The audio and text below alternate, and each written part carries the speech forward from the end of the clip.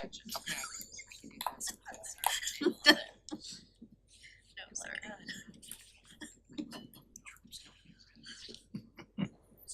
Maybe not myself.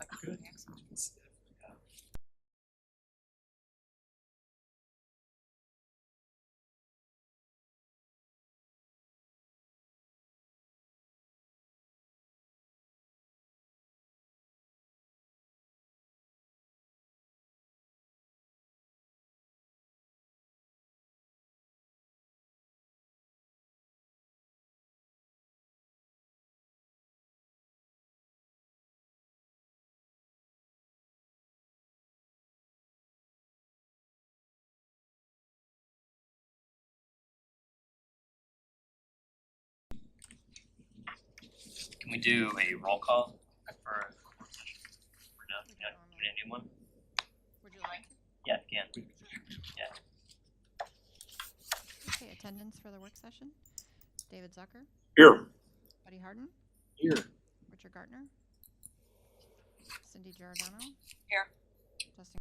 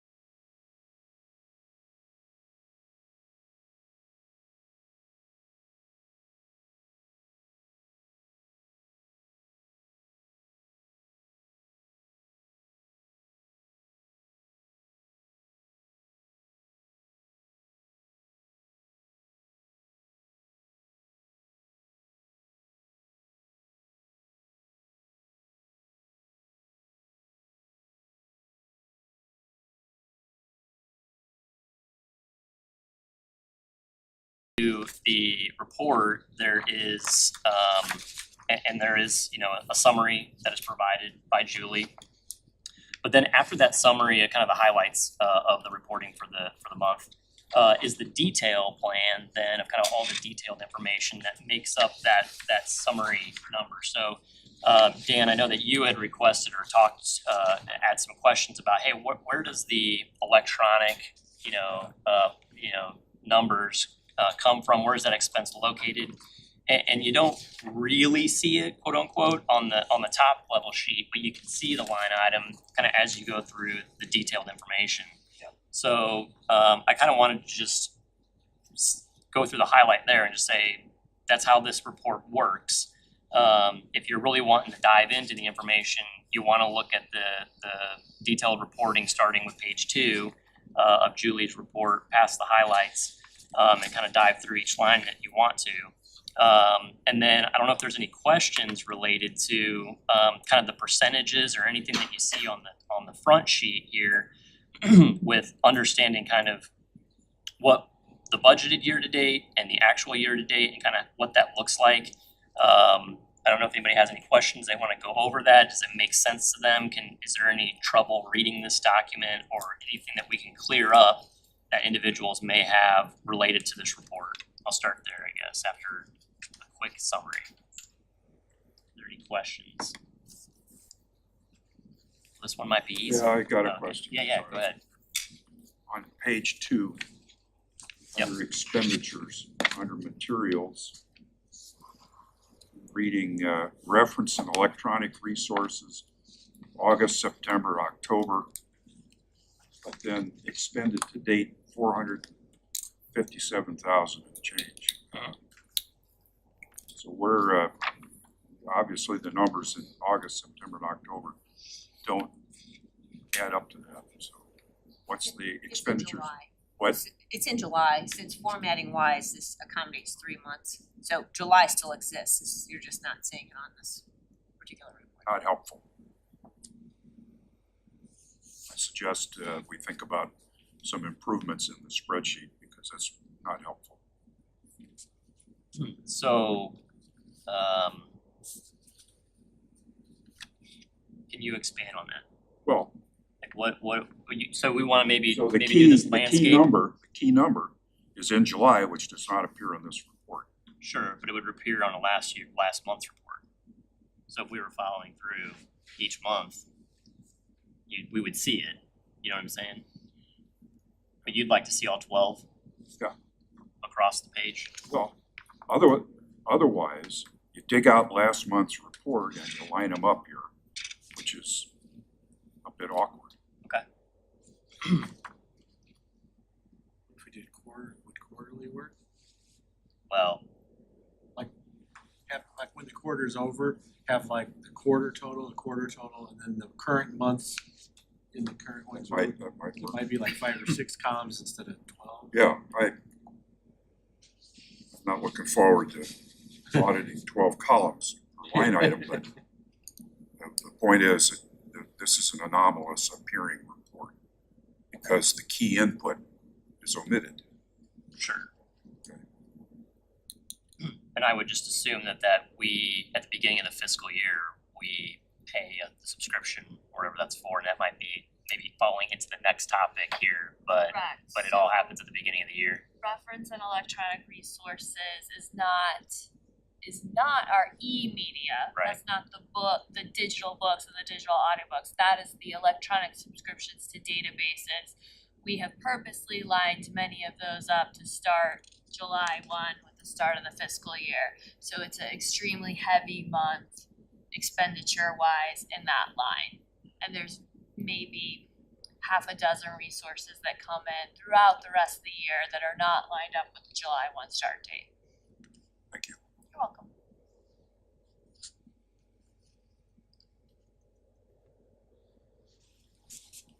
Any other questions? Does it all make sense? Okay, well, this one might be an easy topic. I thought we were gonna take a little more time on that, but that's okay. We'll reserve that time for other items.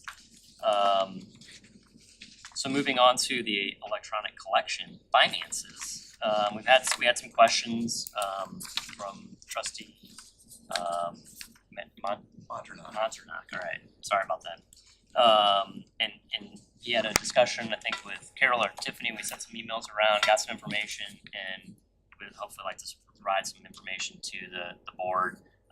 Tiffany, Carol has a report. Okay, Carol, would you like to go through that? Sure, Or so what I provided was year-to-date for the past 5 fiscal years for 3 major vendors, Hoopla and Canopy, which are under the streaming budget line in the financial report. So that budget line really only contains those 2 vendor costs. And then the third vendor was Overdrive, which is spread across several budget lines because we keep track of that separately if it is an adult and young adult ebook, an adult or young adult e-audio, a juvenile ebook, or a juvenile e-audio.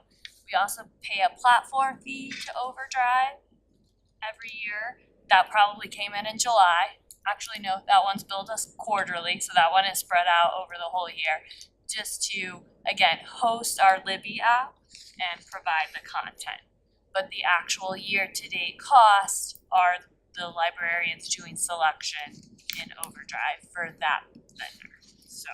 so what lines would we see those in? Is it So it is grouped under 7151, so you have 7150 and 7151. Yep. And you have 7153 and 7154.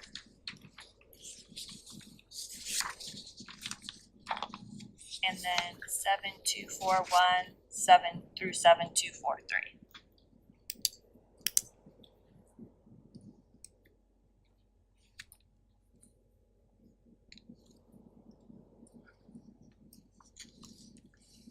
And so we've talked about, well, there's been discussion about the rising costs of our electronic e-media, either subscriptions or I don't know how you wanna, what do you wanna call it, cause it's different for each use, right? If we pay per book on one, we pay per click on another, there's different metrics there. Can you just kind of describe how that works for each platform? Sure. So the reason why Canopy and Hoopla are in the streaming line is because they are primarily streaming services. So that is, the library does not purchase content. We subscribe to those services, and the more they are used by the customers, the more we pay. So that is what we call CPC, cost per circ. So those two have that sort of model. Overdrive is more of how you think of the physical library book collection working. We actually choose what books, electronic books, and what electronic audios we're going to buy. But there's all sorts of different lending models. So sometimes we buy a perpetual license that we get to have forever. Sometimes we are leasing it for 24 months. Sometimes we're buying 26 checkouts. Sometimes we're buying a bundle of 100 checkouts. I think that's all of them right now. Tomorrow that could change. So we're balancing those different lending models. So what has happened over time, as more of the publishers in Overdrive have gone to the 26 checkouts or 24-month model, the books expire, or the audiobook expires.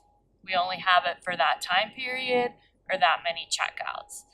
So this really started turning over in about 2017 with books.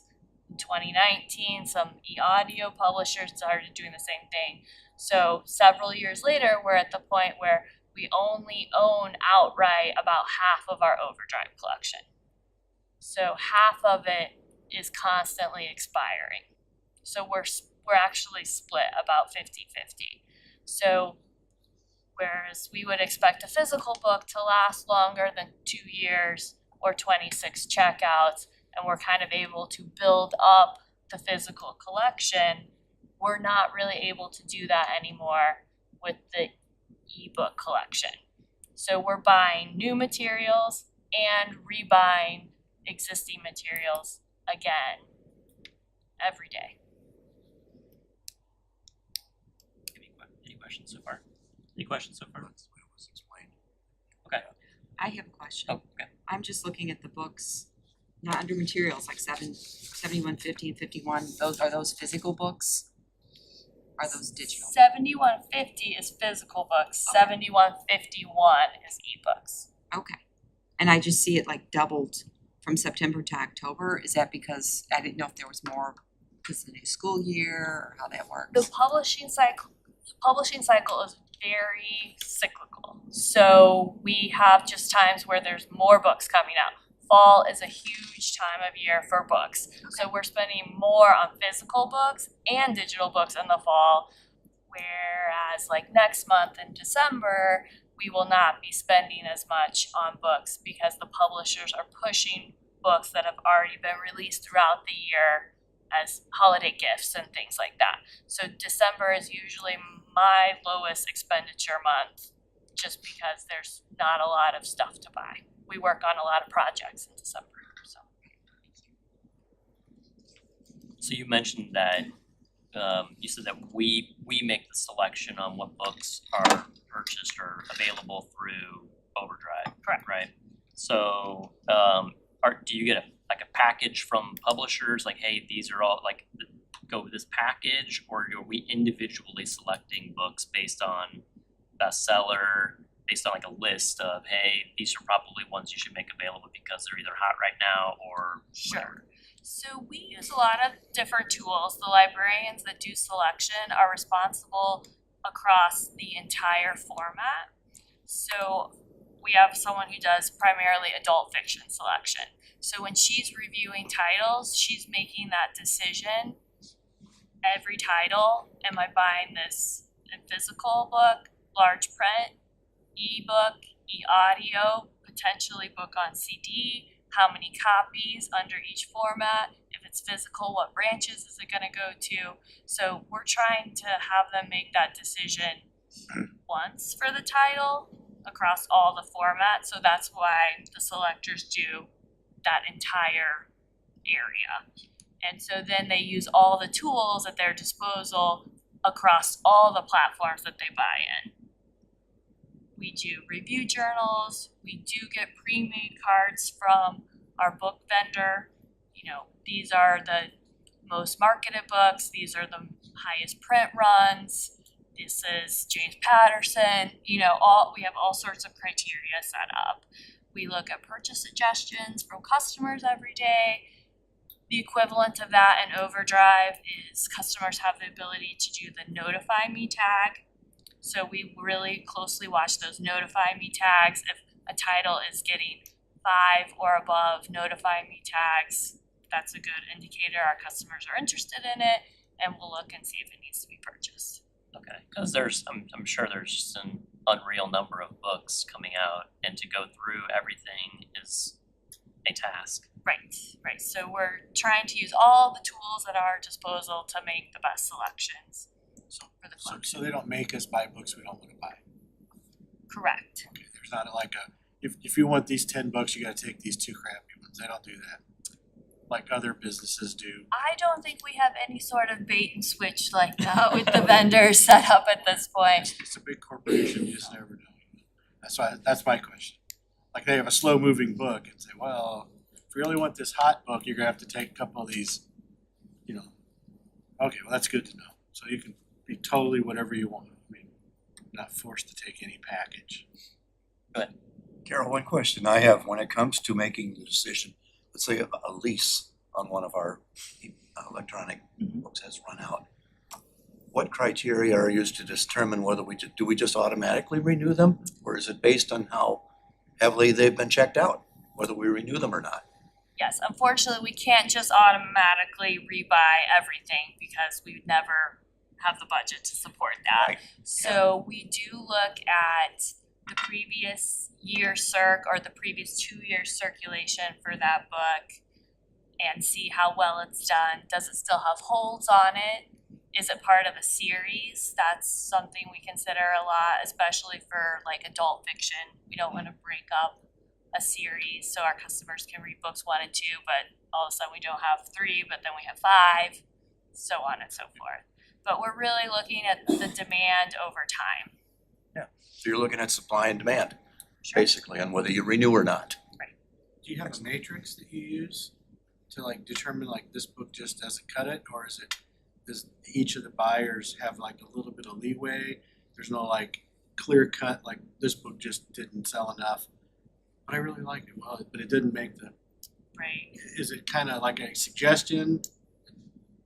It will vary depending upon what the book is and what the audience is. So we in Overdrive, we have a lower threshold of success for children's materials because overall they just don't do as well electronically, ebooks. So if we look at a kid's book and it checked out 15 times last year, we're like, okay, that's pretty good. We'll probably repurchase that. But if it was adult fiction, we really expect it more in the 20s. So it may not get repurchased if it was only 15 checkouts. There's not like a line. There's not a line. They just have to use their experience on each book when they're doing it. They don't have a reference grid or anything to go by Correct. category. Okay. Do they want one? No. I would not want to Individuals propose can that. individuals can also mention to us, hey, we really like this book, right? And that then is reviewed, and if there's enough individuals who want to are looking for that book, and that's is that done specifically through Notify Me? So we use Notify Me for overdrive items Right. because that kind of has its own marketplace, and that Notify Me tag works best with that marketplace. For a physical purchase suggestion, we have our own queue set up where customers do like an online form and, you know, recommend an item to us. So that's for anything not an overdrive, basically. We get everything from cake pan suggestions in there to, you know, music CDs, books, everything, so. And yes, we do review those regularly. We get about 6,000 purchase suggestions annually from customers. In terms of financial impact on the district for the e-media, I know that you've, you know, done a great job with looking at, you know, how do we make it as low of an impact each year for an increase, even though it's continually increasing, just from a publisher perspective on how much they're charging us for the books. And we've looked at different metrics in terms of, you know, how many holds are in kind of people waiting in line. And then, I mean, there's a lot of different metrics that we're continuing to look at, right, as we kind of build out this budget of what does e-media look like in the future, right? Definitely. I think can be hard year to year to see those budgets increasing, but we are seeing tremendous growth in the use. So we actually had a meeting with our overdrive rep early last week, and calendar year we're at 22% growth over last year. Wow. So it is hard to keep up with that without spending, you know, more money. But what we're trying to always do is maximize what we're spending, and, you know, making sure customers know that even though they may have to go on hold for something, there's probably something there that they don't have to wait for that they can get right away. So we're trying to really highlight things that are always available or available right now that they can get, so we don't have to, you know, worry so much about holds. But holds are a fact of life for us. I mean, we have hundreds of thousands of holds on physical items, and we do a hold ratio on physical items too that is very close to the hold ratio we do on e-items. People aren't always patient when they're waiting for the hottest title, so we're just trying to be as efficient as we can and get it to them. So our average wait time in overdrive right now is about 29 days.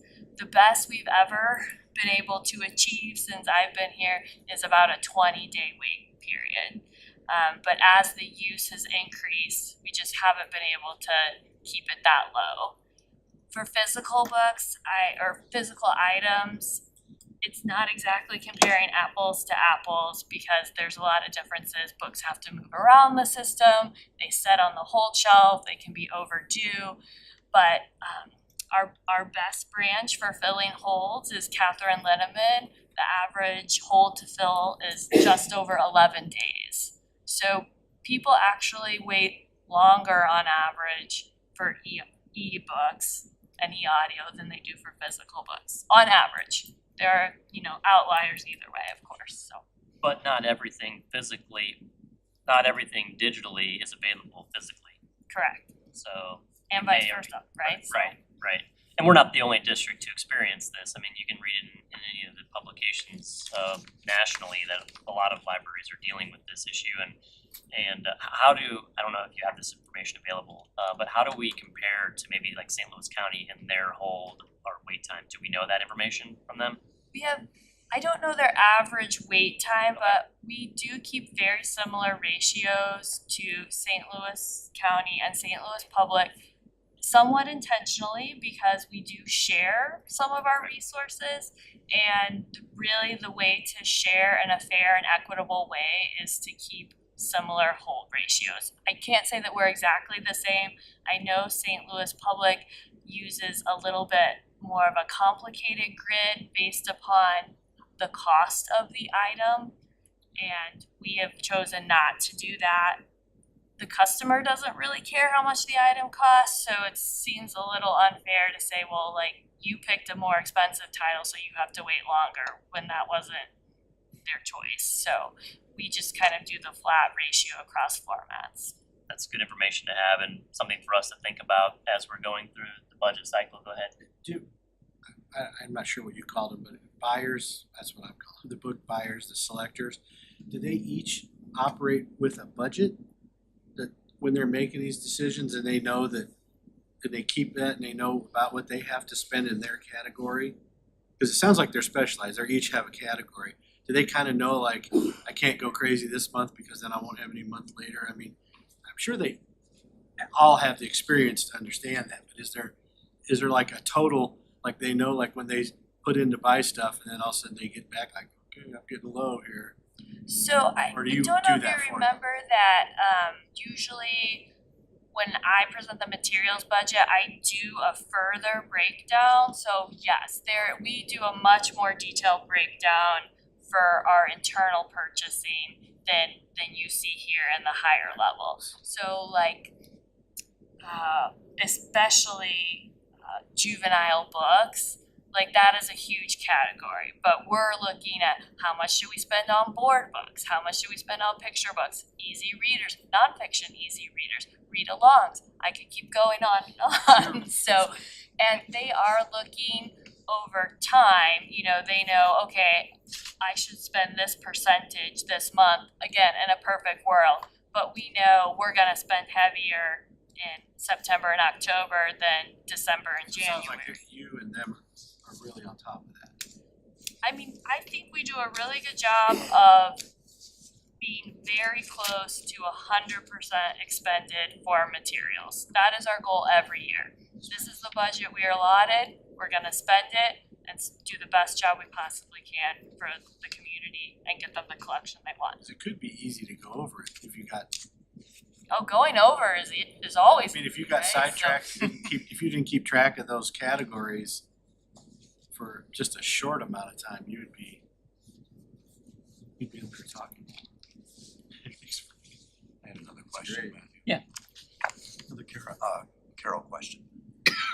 If you look at it from a patron's point of view, if they're doing a search for a specific book, it's my understanding that if they do a search through our library app, they get the whole array of availability that we have, whether it's on our shelves or one of the other branches' shelves, or an ebook, and also the Hoopla or a Canopy. But if they go directly to their Hoopla app, they won't know if we already have it on our shelves. So my question is this: would there be any cost savings by just encouraging patrons to use the library app?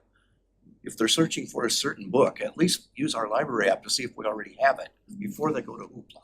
Would we save any money if they did that?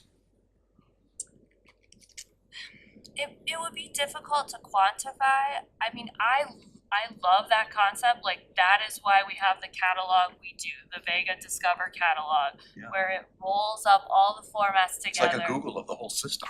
It shows you what formats it's in and then which formats are available. But I do think you have a lot of format loyal customers that they want to use Overdrive, so they go to the Libby app. Okay. But the more we could encourage customers to start at the catalog, I do think it could be better, in the long run. It might make someone say, well, that book is on the shelf, maybe I'll just run to the library and get it. I mean, I can't necessarily change the customer behavior, we can Right. just encourage There's them. no way to incentivize that, is there? Well, the immediate gratification of being able to go to the library and get it immediately and to show that it's available immediately.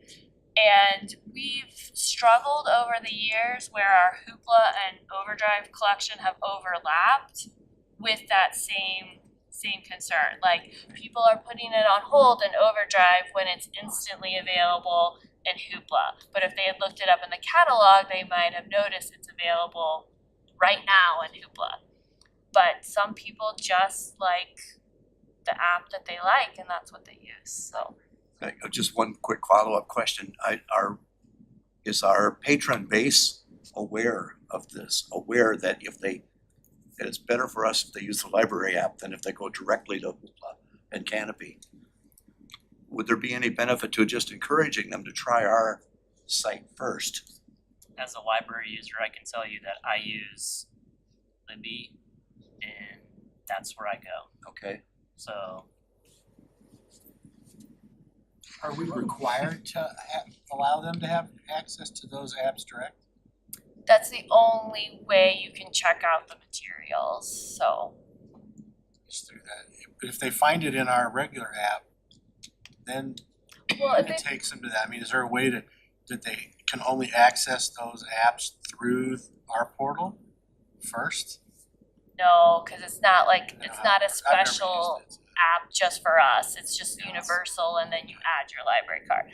And I'm sorry, you can check out items from our catalog, but eventually you have to use the app Okay. to read it or, you know, listen to it, so. How to say you don't use the app without Yeah. I'm just in favor of anything we can do to encourage our customers, our patrons, to help us out on the cost side, like encouraging people to recycle. I think it would be minimal in terms of overall savings, because you're talking about a behavioral shift for people, and most people are habits of, are creatures of habit.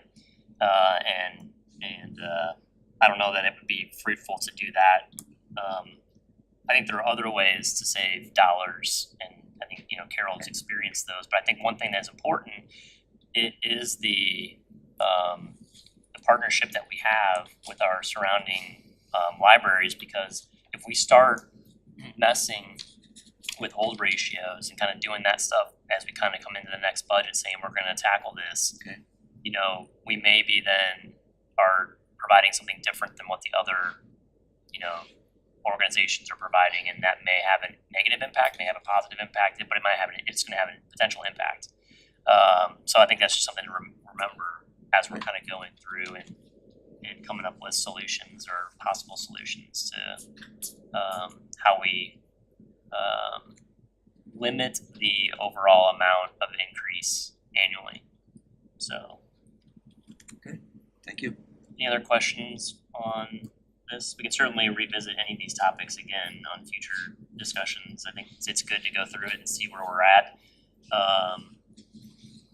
Specifically, I think it's probably important, as we probably do just a budget discussion maybe, or update every work session, just so we can kind of see where we're at in line with what's on the document, so we maybe can dive into a little bit more questions if we have them that come up, and instead of just going over it really quick and then approving it or reviewing it. So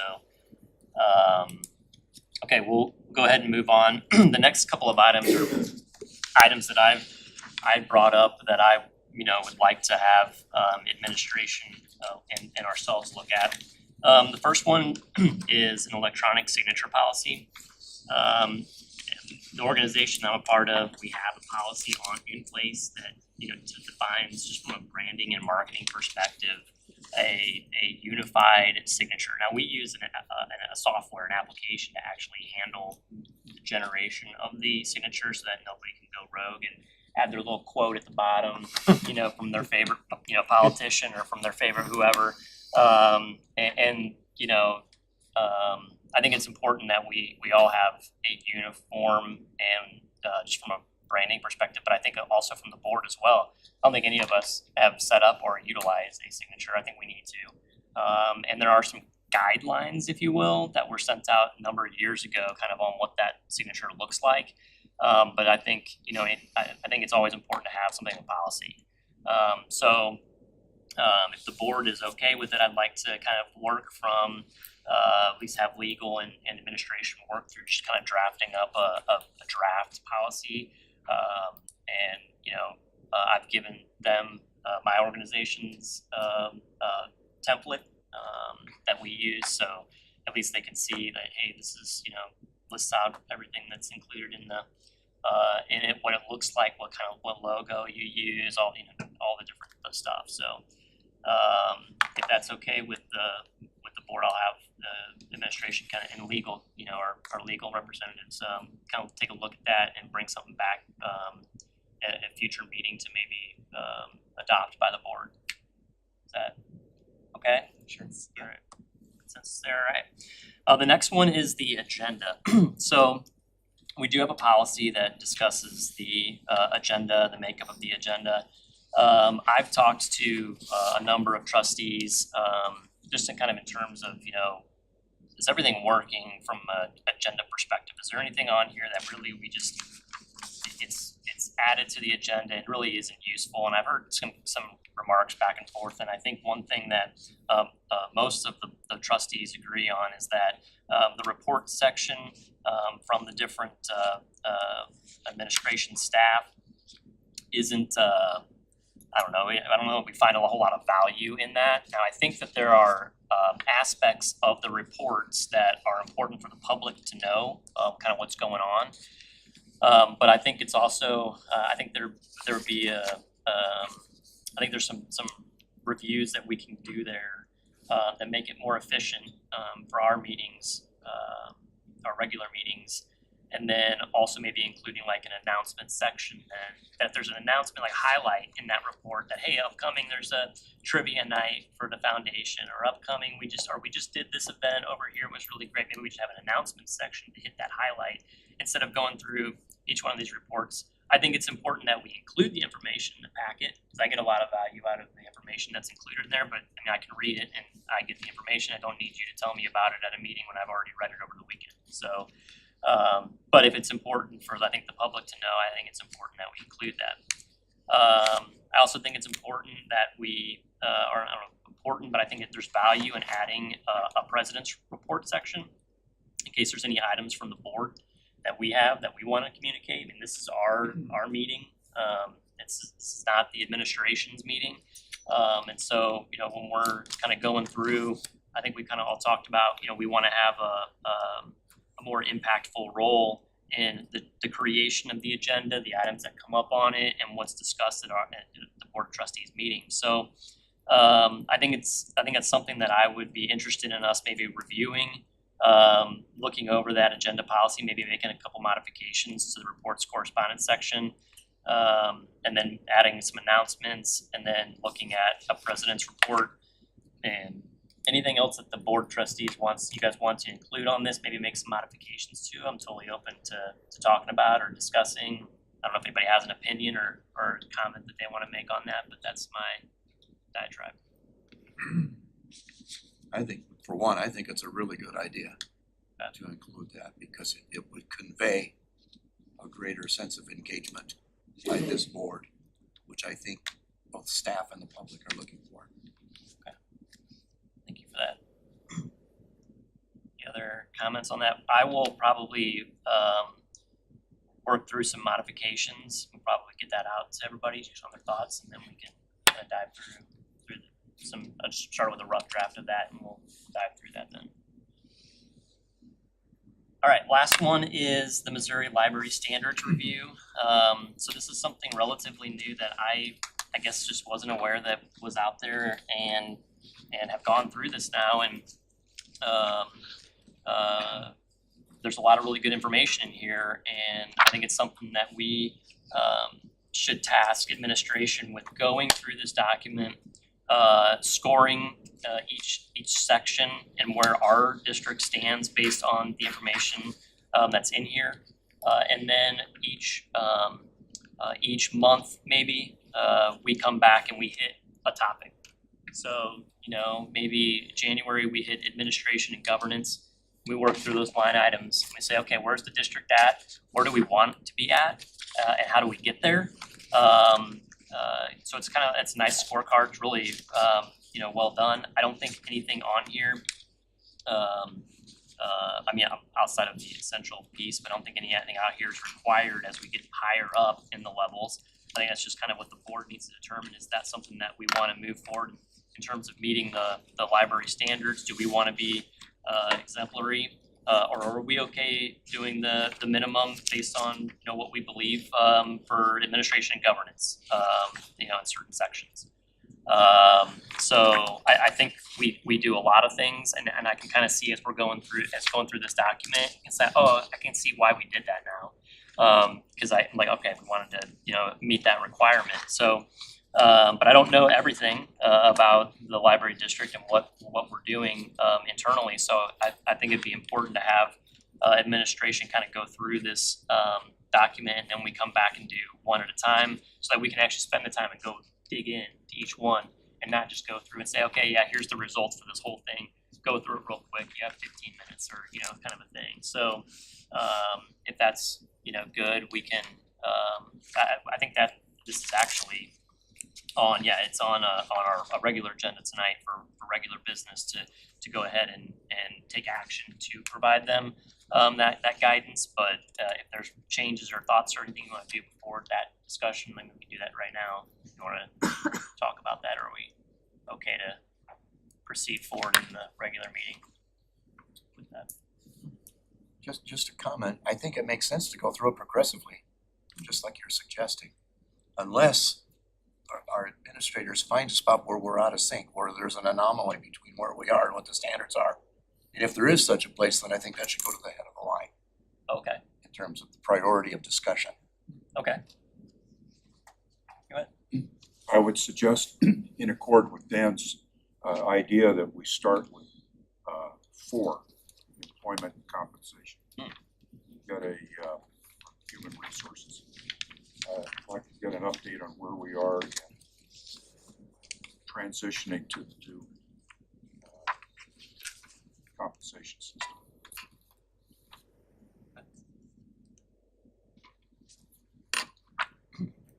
Perfect.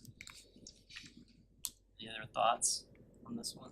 There's a lot of really good stuff in here. If you haven't had a chance to review it, I'd say take a look at it. Put it on your bedside table and take a read. But it's there's a lot of really good info in here, and I'd say do the same thing with the strategic plan. But it'd be real nice if we had a scorecard, for that. But that's a whole other topic. So we'll talk about that at a different time. Which might be a good item for a work session.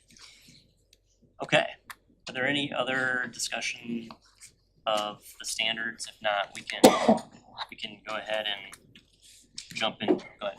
Oh, sorry. It's about the agenda policy. One of the things that we talked about was the statistical report Yes. and whether or not we want to change that. So something else that the board can consider to let us know what you would like us to report on. Yeah. Do you, if you look in your regular agenda, we have somewhere in here.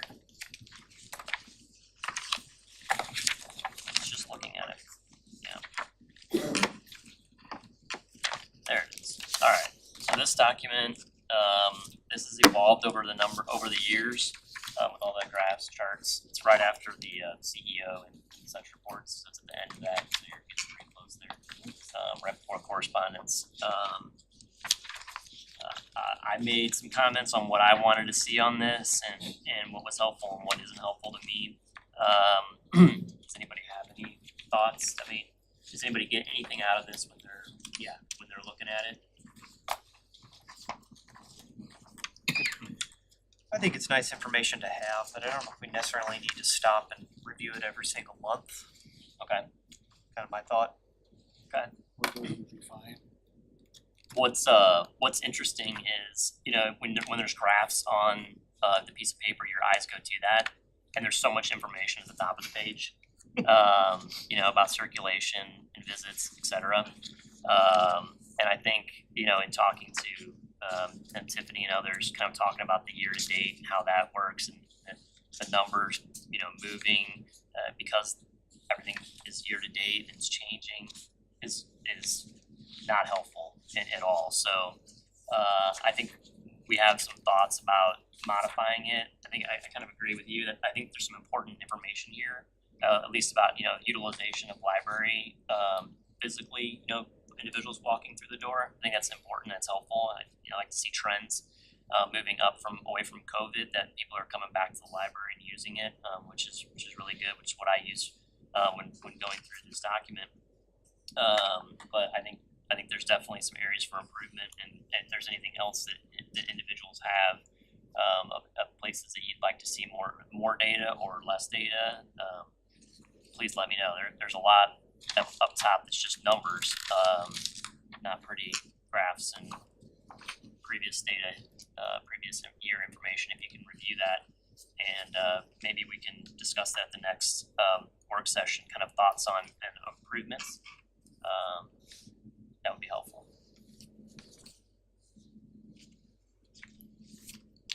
Okay. Anything else, Tiffany? All right, we've hit all the topics for our work session. We need to jump into a closed session. And we'll be as quick as we can to get us to do the regular session. But if I can have a motion to go into closed session. If you can read, whoever makes the motion, read out the statute information. I move that for a roll call vote, move to closed session pursuant to RSMO 610.021, sub 1, 3, and 13. We have a motion, is there a second? Yes, second. We have a motion and a second, can we have a roll call vote, please? Yes. David Zucker, Aye. Buddy Harden, Aye. Cindy Giordano, Aye. Justin Collier. Aye. Matthew Seeds. Aye. Renee Tillman, Aye. Dan Montague. Aye. Motion passes. All right. We are. Stay. Lisa, stay for now. We might call people in. Okay. Might do for that round. Mika. I think so for now. Totally fine, I don't know. We'll see where we go from there. totally fine.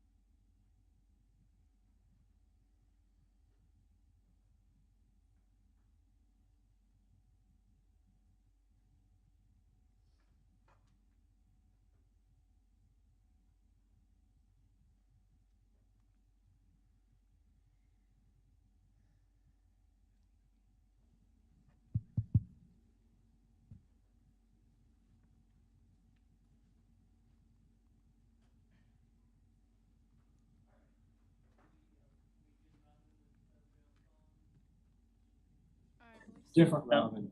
Oh, sorry, yeah. Good, alright. Renee, can you confirm me on the line, please? Yeah. Thank you. Alright, we'll go ahead and start the regular meeting. We'll start with the pledge of allegiance and then roll call. I pledge allegiance to the flag of the United States of America, and to the republic for which it stands, one nation under God, indivisible, with liberty and justice for all.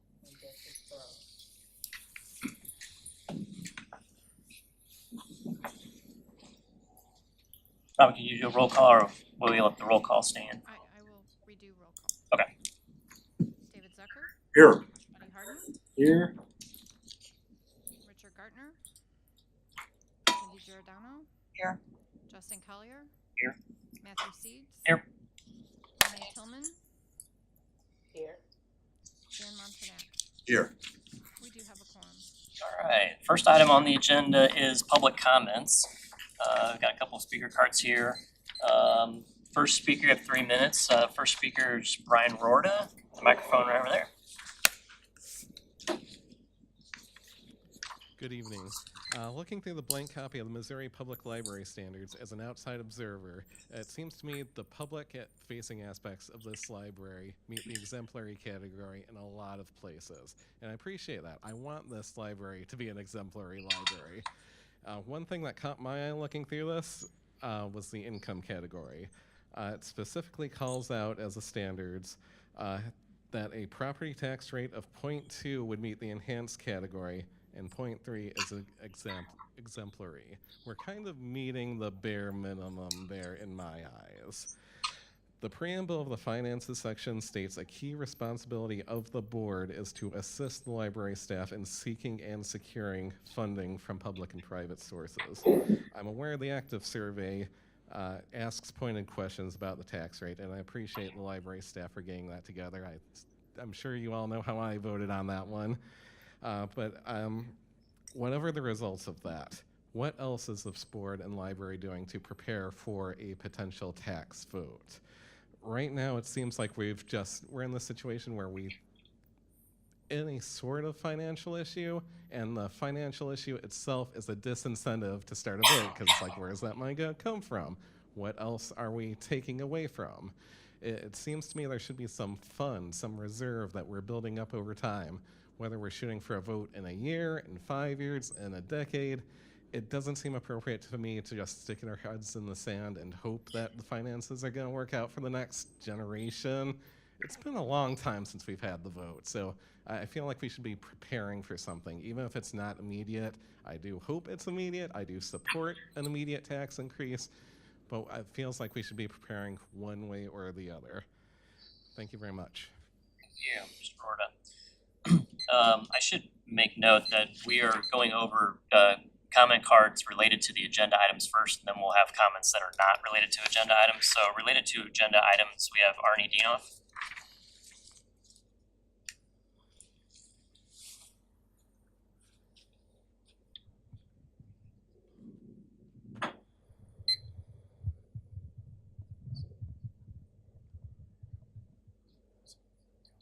Thank you very much, members of the Board of Directors. It'd be nice if we can get the podium back to put your stuff down and to make a more organized presentation or comments on the record. So if we could bring that back, that'd be great. The first thing that I'd like to talk about are tax abatements, use of Chapter 353 and 100 of the revised state statutes. They are being ridiculously abused, that power and control, and taking away taxes from our library district and other entities throughout St. Charles County. The county as a whole, from the county government, is very opposed to giving away corporate giveaways or corporate welfare. I begged the previous director to start going to public meetings, to start making public testimony and getting the letters to those elected and appointed officials a lot sooner. Tonight again is a meeting before the St. Charles City Council. I can't be in two places at the same time, but I will attend the next City of St. Charles City Council meeting to give opposition for tax abatement of a piece of property on North Main Street and also some industrial revenue bonds. The first one is from the city of Wentzville, letter dated 11/1/24, payment in lieu of taxes for the North Point Development Logistics Center. Use of chapter 100 of the state statute, it's 73.49 acres, 1,300,000 of square footage facility. It's at US Highway 61, Missouri Route A. $45 million of tax abatement that we as taxpayers basically in lieu of taxes paid for the construction of that building. It's been going on since 2016, and we get a measly little check for $17,599, or only 34% of what the library district is entitled to. The second one is the St. Charles letter dated 11/7/24, chapter 353, the state statutes, 305 North Main Street, property tax abatement for 20 years. We're gonna get hardly anything for the next 20 years on that property, and it's a crying shame. St. Charles, letter dated 11/11/24, industrial revenue bond in the amount of $26 million for 3850 Millstone Parkway. The library district will be losing $27,000 in revenue for this property. The Missouri Public Library Standards, I asked that the board put this on hold. This will probably result in new costs to the district. We are our own entity. We are a trendsetter, and we meet or exceed a lot of these standards already, and I would ask that you table this for more digestion and more reading. Item 2519 on the agenda, to engage the firm Retro Commissioning Spencer Road. This is a crapshoot, and we might get reimbursed through a Ameren UE grant, or we might not. Why are we not going after past contractors? The goal of the branch study is to provide recommendations to optimize the system controls in the amount of $23,000. Thank you, Mr. Is this Dean. gonna be the solution and the equipment? Thank you. Your time is up. Thank you for those comments. For non-agenda items, we have Danielle Foster first.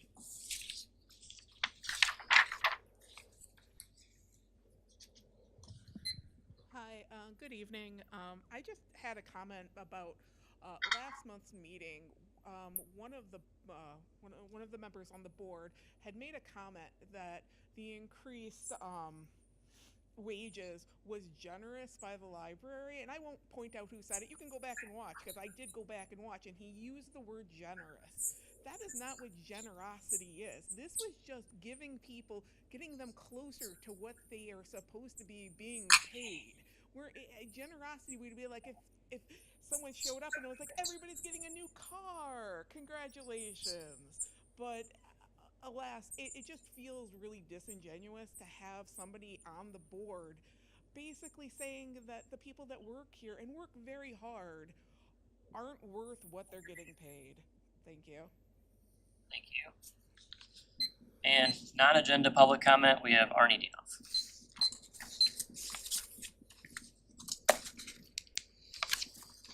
Thank you very much, members of the Board of Trustees. Great news is on the horizon for tonight. Another appointment this evening by Mayor Dan Borgmeyer of the City of St. Charles with the confirmation of the full City Council.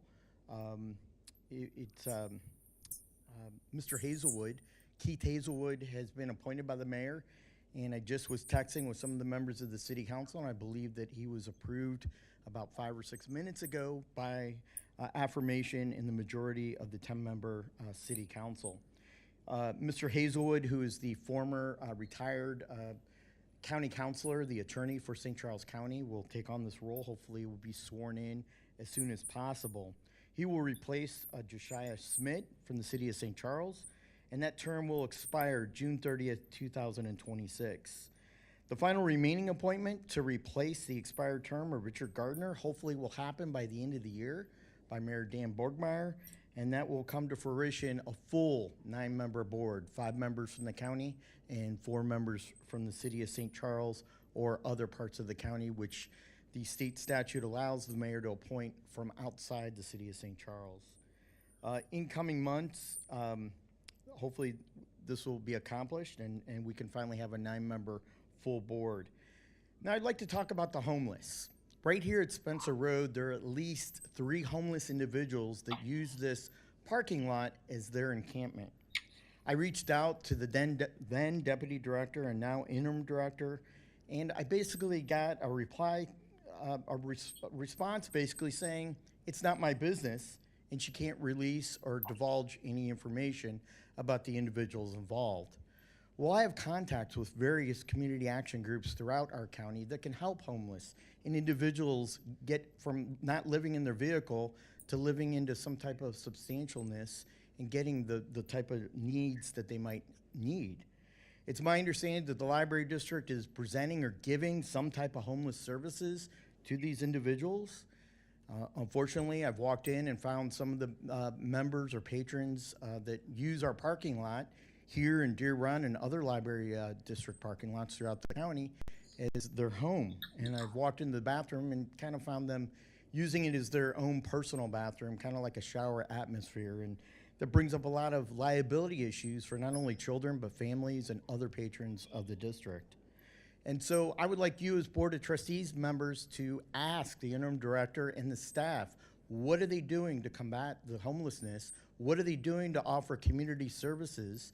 And what are they doing to make sure that no one is homeless and that they're receiving the services and they're just not calling our library parking lots as their home? And it just doesn't sit well with the community, doesn't sit well with public safety. And finally, there's a patron creating a very uncomfortable situation with families and children at the Deer Run Library.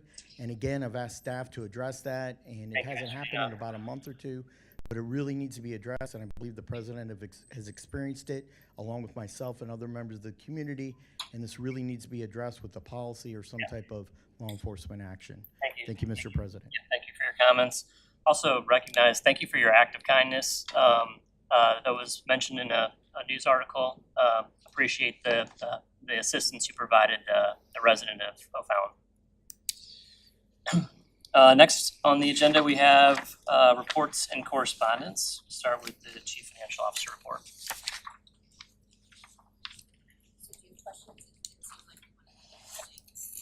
Yeah, so I guess during the, if we want to, during this reports and correspondence section, if there's any highlights you want to hit off of, if there's not, then we'll just go ahead and move on to the next one. Any questions from the board? Seeing none, all right. I just have a Oh, couple sorry, items. yes.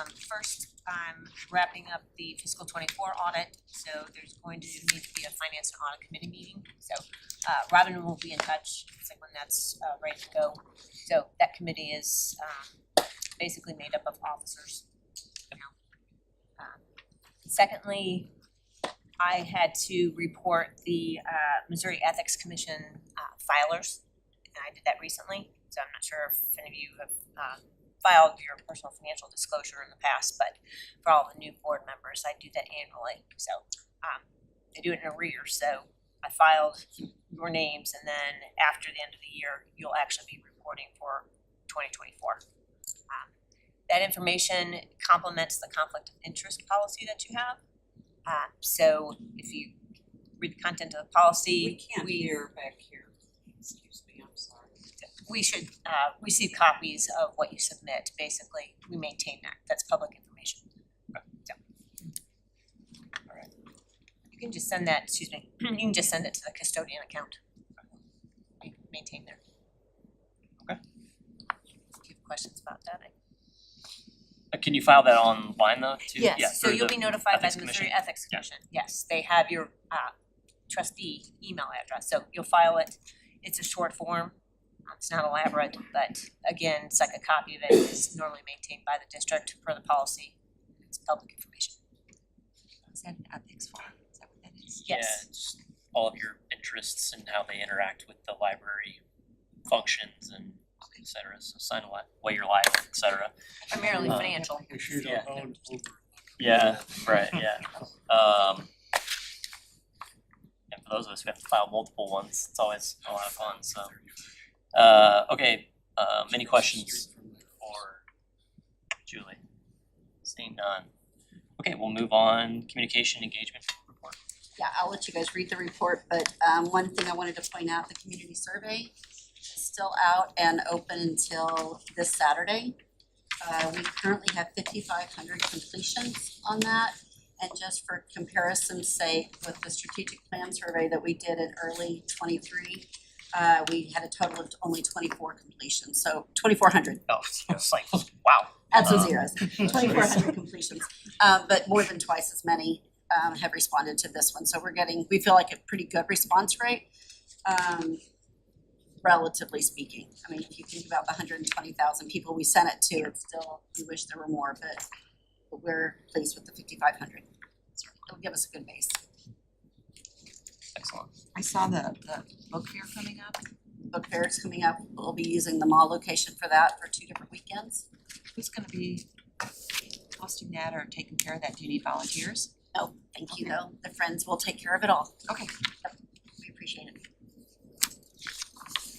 That's the mini, it's not the major book fair we have. No, it's- Yeah, that's Yeah, smaller. the 2 weekends were Right. in that location, so.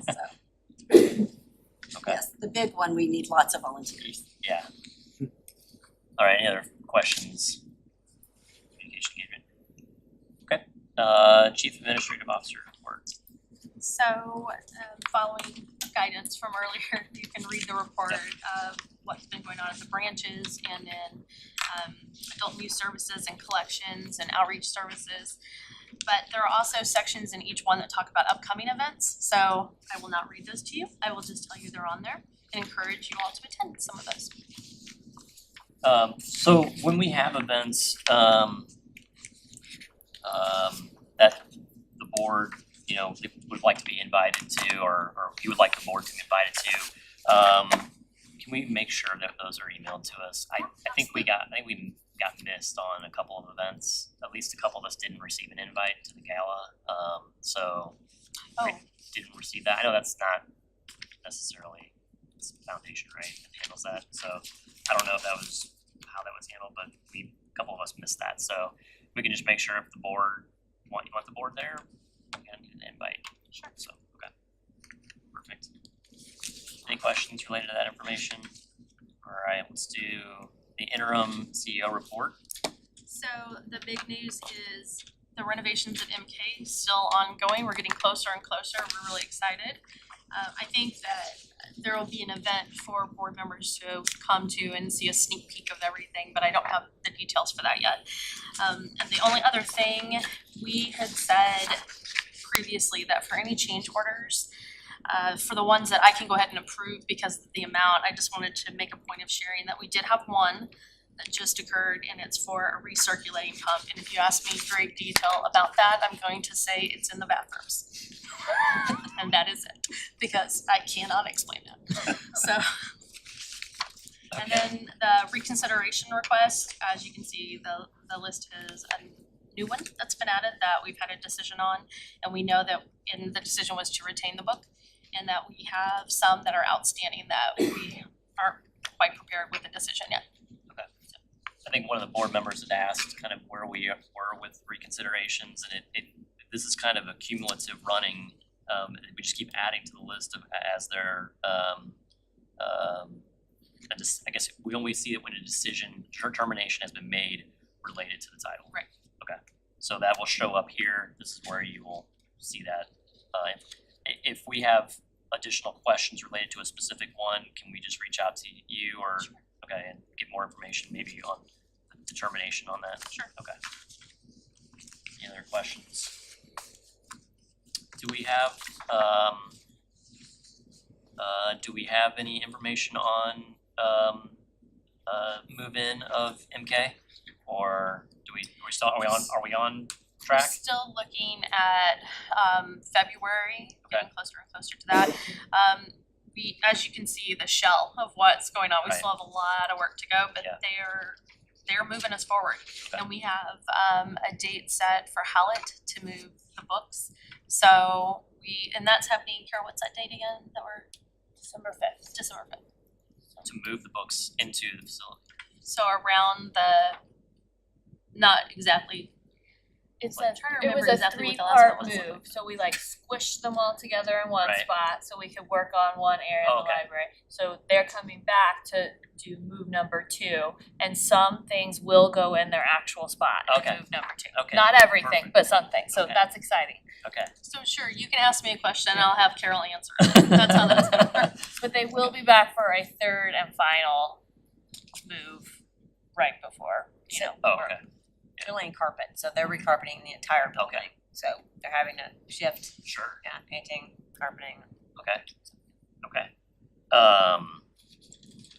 The mall, date, when are we moving out of the mall? So the mall, our last date is the Saturday before Thanksgiving. Okay. And then we will have it available, we're moving out like right away, right after that, at the very beginning of December, that first week. the Okay, first few so days. the book fair, Is right, we're gonna move out in a few days and they're moving right in, probably the minute we step out of the facility, they're stepping in. Okay. To do the book fair. got it. And then after book fair is done, we're done with that location. We have the lease through the end of January, so we'll still have some stuff to move out, but yes, we're done. It's gonna close down for any type of services. Perfect. Thank you for that information. Any other questions? Okay, seeing none. We'll move on to our favorite statistical report we talked about previously at the work session. I would say, I think one of the big things when looking at the statistics, you'll see that circulation is down a little bit and visitors down a little bit. But I think that directly, reflects having MK closed. So that's where we're seeing some of those numbers, since MK has high circulation and has a lot of visitors. So it's definitely impacting the stats. Okay, any questions on the statistical report? More information to come on that one, as I think you've gotten the information from us, and we'll provide more information at the next meeting on kind of what we like to see on that document. All right, correspondence. We have a few letters from, as previously mentioned, from a couple of cities in the county related to some developments. It looks like the first one related to the city of Wentzville actually is doing a pilot payment for us. So instead of paying taxes, they're providing a payment up front of the project, and have since supplied us a check of $17,599 in lieu of the taxes that would have been received during that. Is there any other information we want to state related to that city of Wentzville one? Okay. The other two are for the city of St. Charles. We received both letters in your packet. Just back to this one. Oh, sure, yeah. Just a question, I wanted to read that. It said North Point is paying the amount which is 100% taxes they would have paid on the vacant land had it not been developed. Okay, it says that they paid 100% of the taxes they would have paid on the land had it not been developed, and the amount of 34% of the taxes they would have paid on the real property improvements. So mixed bag, still missing. 66% of the improvement value in the course of the, Which is the value right. of the land, Right. or of the project. Right. Yeah, the land piece is the smallest piece Yeah. of yeah, Yeah, it's a 1,300,000 square foot building. right. Acres. Any other, That's like 28 acres under roof.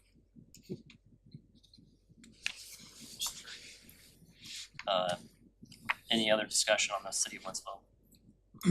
On the city of St. Charles, there are two items. What's the, okay, The first one is a redevelopment project on Main. right, which is happening at the same time as this meeting right now for the hearing on that.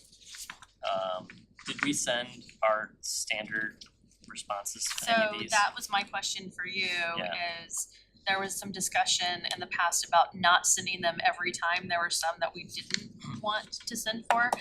And so my question is, do we want an oppositional letter to go for these two? I mean, we can still send it, but asking if that's what the direction is for this. We'll do whatever the directive is from the board.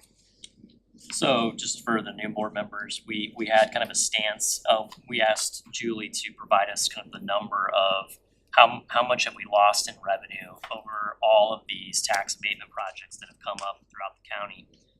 The number was significant because they keep adding up. And so we had made a determination previously to automatically send, as soon as somebody sends us a letter, we automatically send a response saying we aren't in favor of it.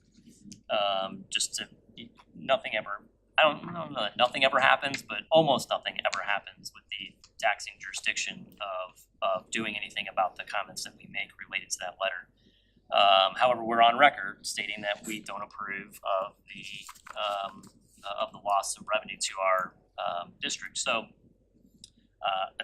now that the board has added new members, do we want to continue? Trustee Zucker. This is a tough one.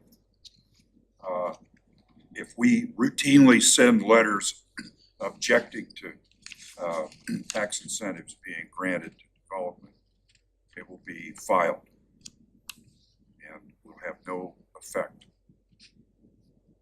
But I'll share an anecdote with you. In a major development that was proposed for Garden Prairie after my administration, not on my watch, a robust tax incentive proposal was requested by the developer and eagerly embraced by the new administration. The superintendent of the Wentzville School District and an officer of the Wentzville School Board appeared at a meeting of the Board of Aldermen,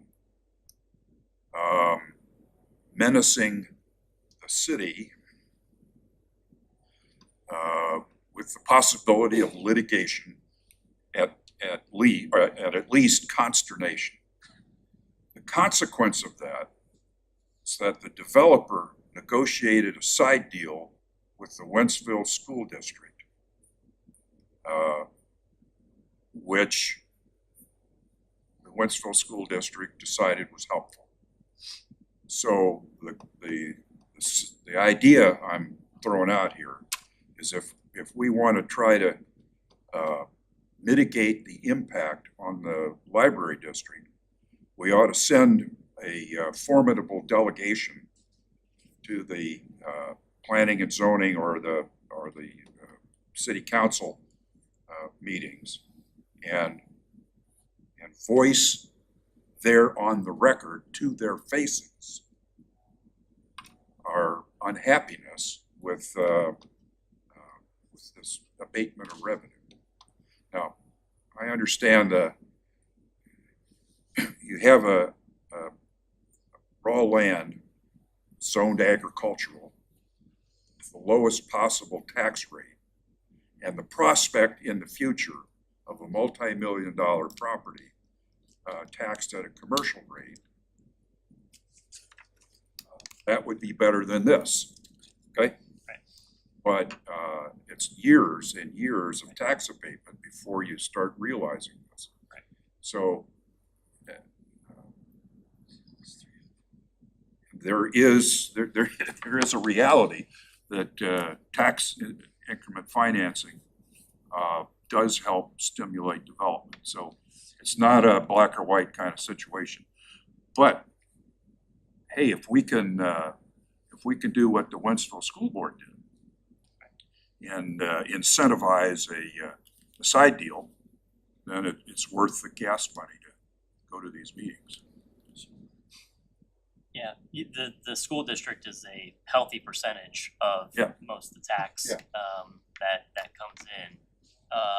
So they obviously have a very they've got a leg to stand on because there's a lot of real dollars there and also can talk about the education of the children in the area. So we have the moral high ground. Yeah. Now the firemen. Yeah. And I think the ambulance district employees got a buddy in the state Senate to sponsor legislation that allows a clawback for tax abatements. Okay. So unfortunately, I don't think our people have our employees anyway, have the same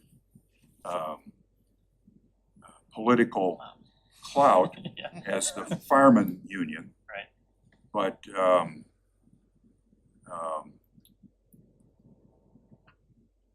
and sadly, it doesn't help the school districts at all.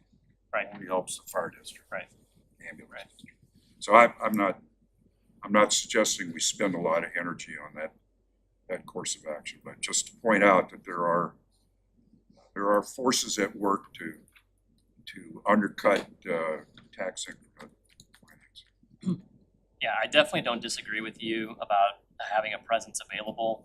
I think one thing that we just need to make sure of, that we continue to get the information as soon as it comes in, because a lot of the times the meetings are, real quick from when the letter's sent out, maybe done purposefully, but also, in the case of this one happening this evening, would obviously make it extremely difficult for our members, to attend that when they're at the same time of our meeting. But I certainly don't disagree with that prospect. In the letter that you got from the city over this, On the second one, no, the first one, I guess you wanna turn an old house into a bar or an event center, right behind the county government, right behind it's at 305. right? So it's right behind the courthouse.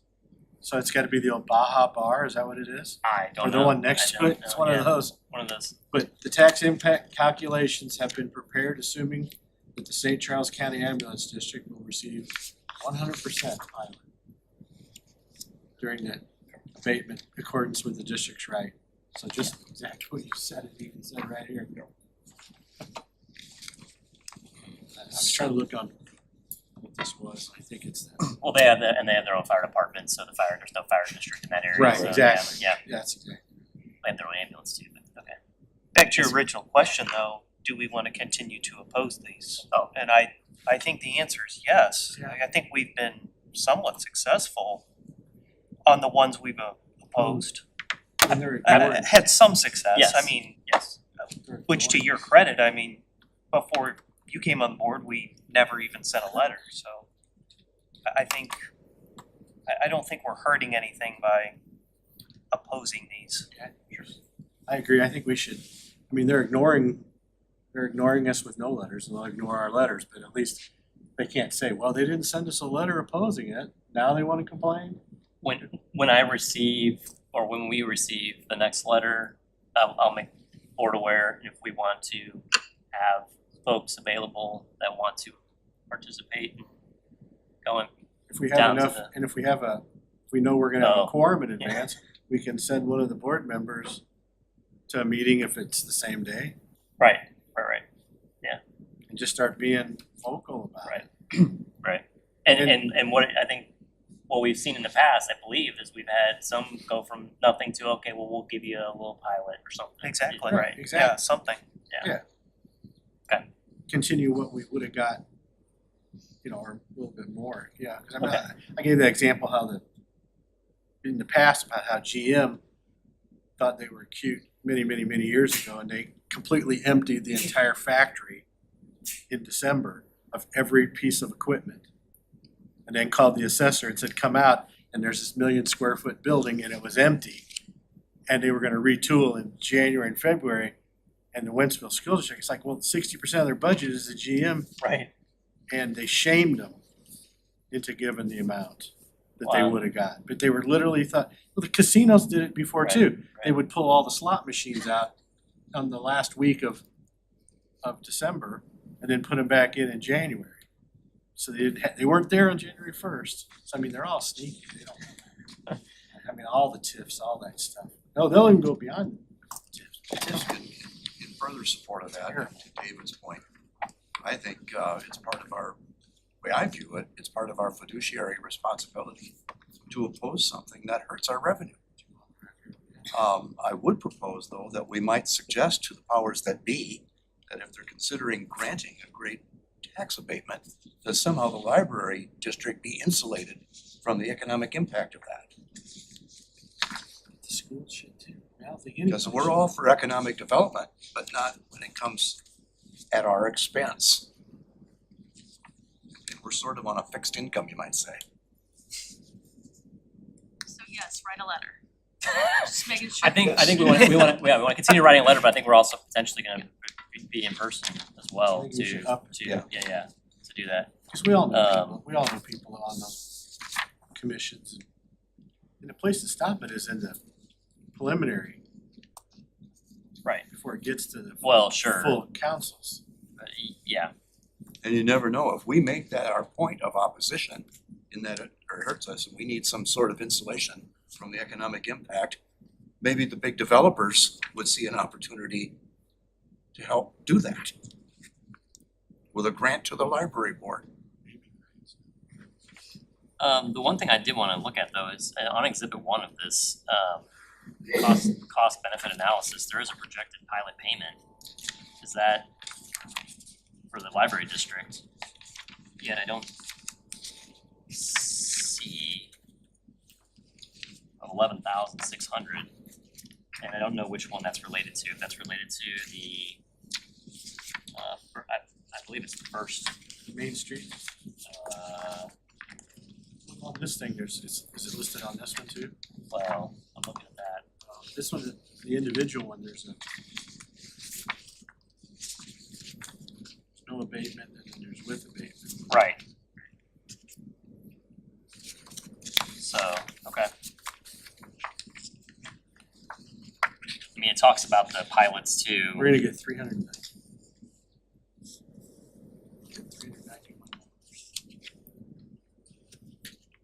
Real property.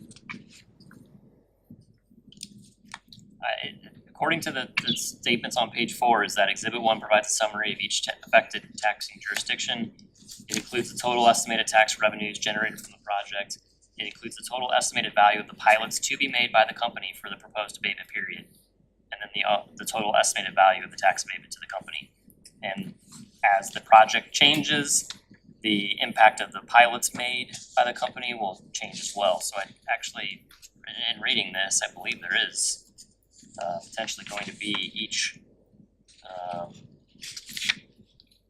there'd be a pilot made. This one is just for the General Mills one, right? Oh yeah, that is the general, I'm sorry, that's what I was trying to. It's big compared to the other one. Yeah. The other one we're only. Yeah, that's, $300 or I'm sorry, $400. that is the General Mills, yeah. Okay, not the North Main, okay.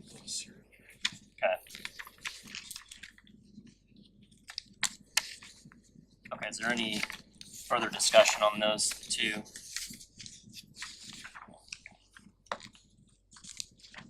Okay.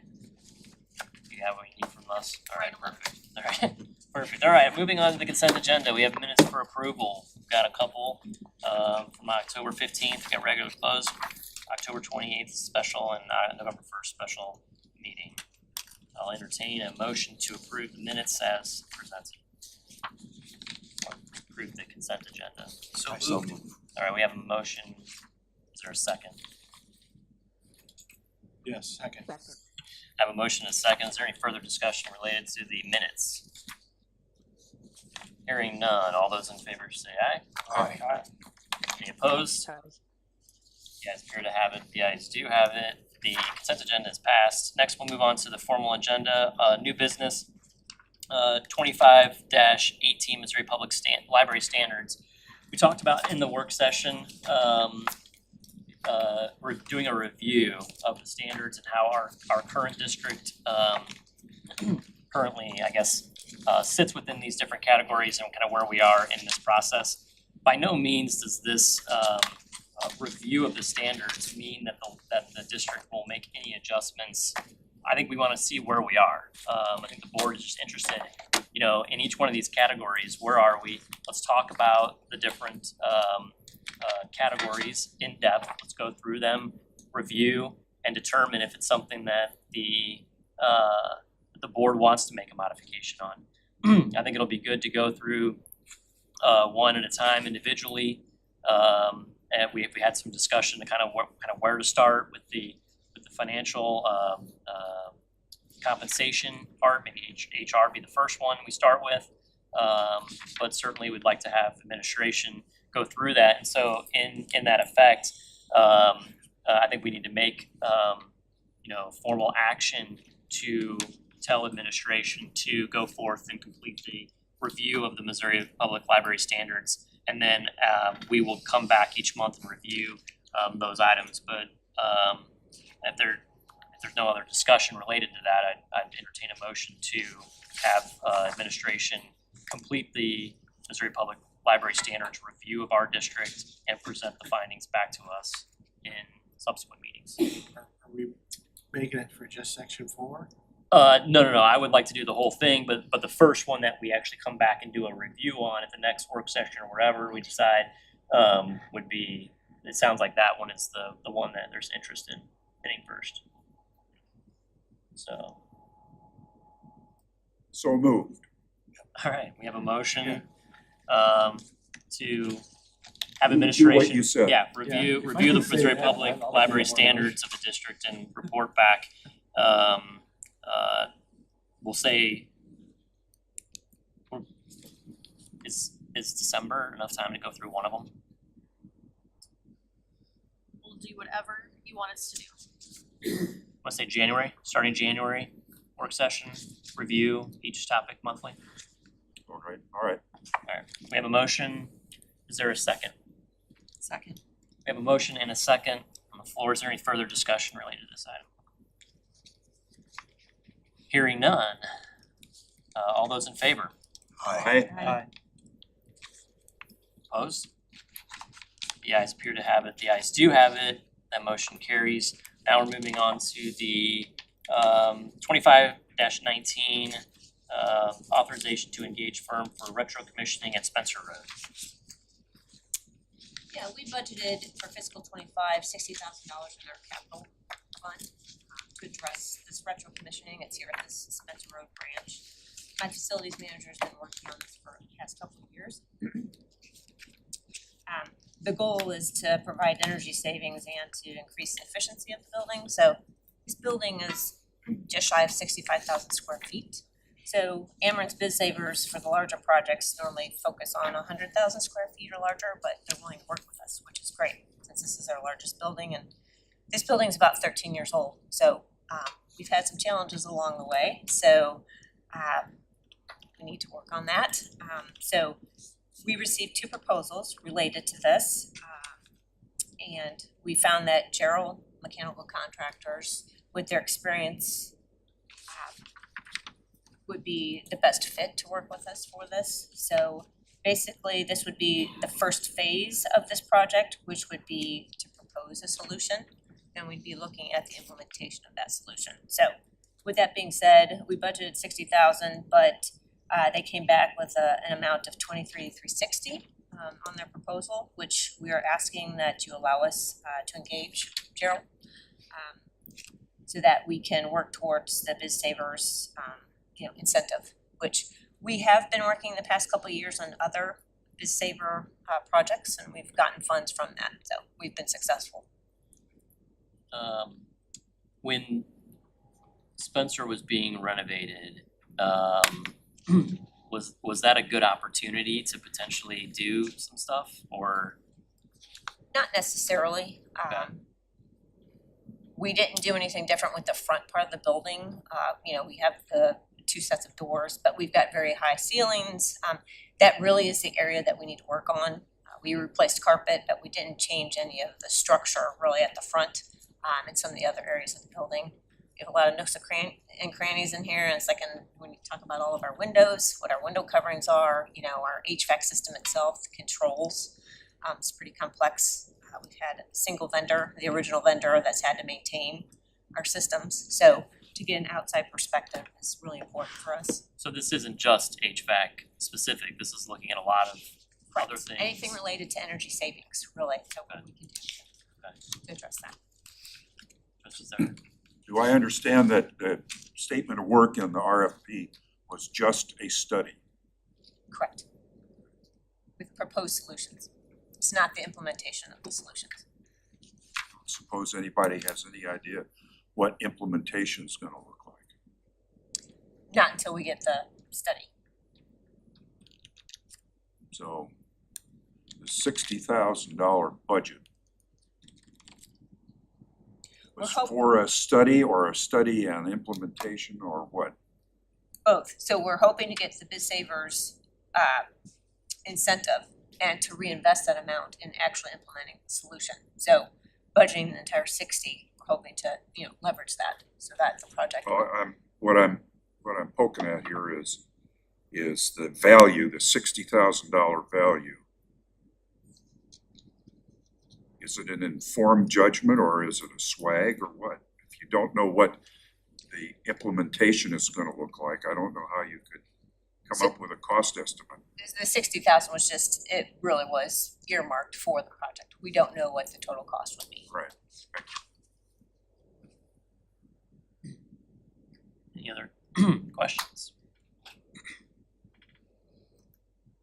Okay, so if we go with this proposal, we don't get the 23,000, then we're left with whatever the balance was between 60 and that to implement whatever potential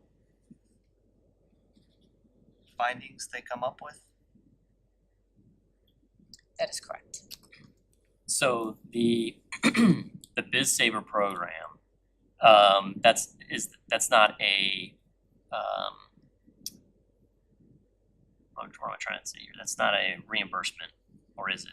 Where you do the work, they reimburse you for the work being done. How does that program? Is that Yes, so it's like that ultimately, once it's proposed, yes, that's why if you're willing to implement the solutions, they are going to give you the dollar figure. okay? But it may not be one for one. Correct. Okay, it'd just be whatever they decide to provide us. Okay. And they may have a reimbursement for the 23,000 for the study itself, Correct. but we don't know that until the study's completed. Yes. Do we know, you mentioned a single source vendor for the controls. Do we know if Gerald has anyone that is trained or They do. versed in that control system? They're such a diverse company, they do have someone. The other company did not. They would have to contract with someone for that control system. And we are really encouraged by the fact that if you look, I know that you reviewed the proposals, really the history or the success that they've had with, other significant buildings. And not so much on the older side. It's very different. This building's 13 years old versus if you had a building that was 50 or 75 years old. So those are factors that my facilities manager's been taking into account. So Have we done this in other locations? No. This would be the Basically first. because the size of this building, it being almost 65,000 square feet. Our mid-sized buildings are about 14,000 square feet. It's like you may have like 28,000 at the other larger branches. How much is the electric bill here a year? We don't know. I'll have to look at that. To see how much you would really save, probably a lot. We do. We actually have a database. That's something that I worked with the facilities manager to do, and my finance office maintains that. So it's a formal database or system that you're putting in all of your energy costs so that we monitor that. So if we, whether we see if something's happening with water, with electricity and things of that nature is captured in that. And that's part of when you do that, that's when the companies work with you because you are monitoring that. You can see the actual savings. I need to make sure I understand so we have allocated $65,000 to actually do the improvements in efficiency. Not actually do it, but just tell us what we need to do. To do the study for us, correct. That seems really high to me. Well, there's no rational basis for expecting the implementation to cost $60,000 or less. That's a swag. Okay. It's a placeholder. Yeah, because you can. Until the scope of the work is identified, you can't price it. Okay. Correct, because if they were to It's whole new propose, systems, geez. if they're gonna propose adding equipment, things of that nature, this is a large building, we've got multiple units, et cetera, when you talk about the totality of it, so whether we're just retrofitting something control related versus, okay, we're implementing new equipment, which is significant cost, that's why we don't know what the total cost. That's one of the things that they'll propose different levels. Like there could be a level where it's just basically like you said, better reflective window plastic, better curtains, better this, maybe a fan. I mean, that's as simple as a ceiling fan, but it could be in certain areas, add a duct that sucks hot air to here to there instead of a whole new system. I mean, it'll show different levels and we can decide, well, okay, we'll spend 50,000 to save 5,000 a year. So we'll know that it might be worth it, but you know, if we have to spend 400,000, we really need to know how much we would save. You captured that well. That's the point of that. Okay. Because we could end up finding there's some simple ways to save enough money just by doors and having the right, coatings on the windows. I mean, you might be able to save, there might be a $50,000 plan that would save us enough money to pay for itself in time. We do want them to focus on the controls and things of that nature.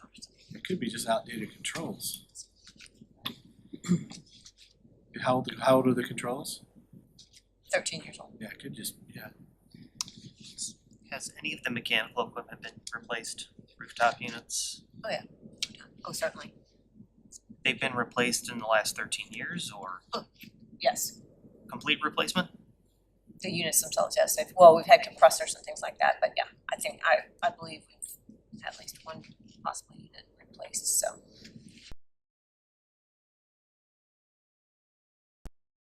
September.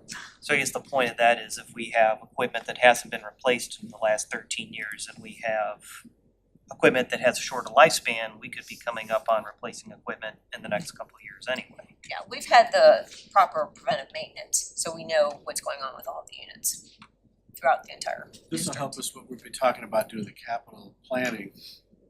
Is if we have a figure of something that when we can afford to do this, it'll save us this much money. Let's build that into the plan. Maybe.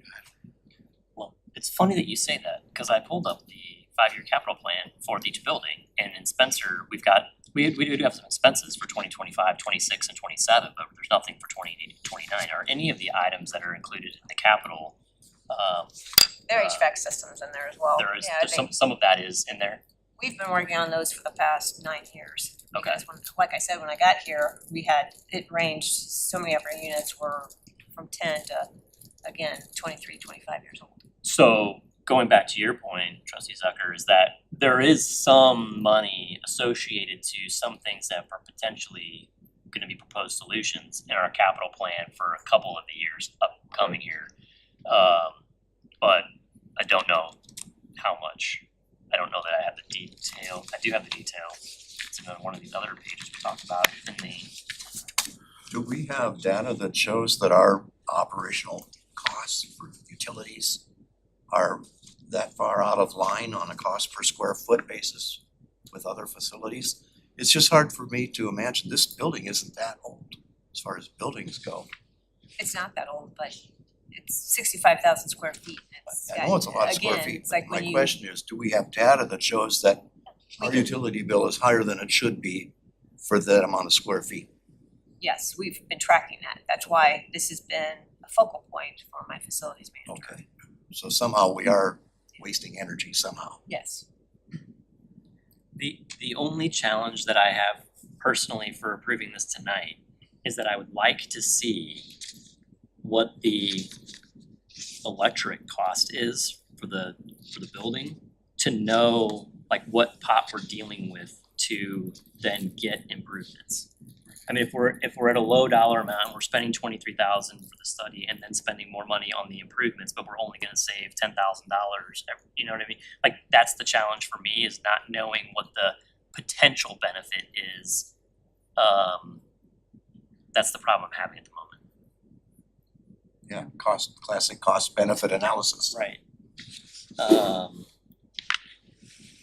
Ameren just doesn't, they just kind of go ahead and we'll give you an answer later, right? It's just.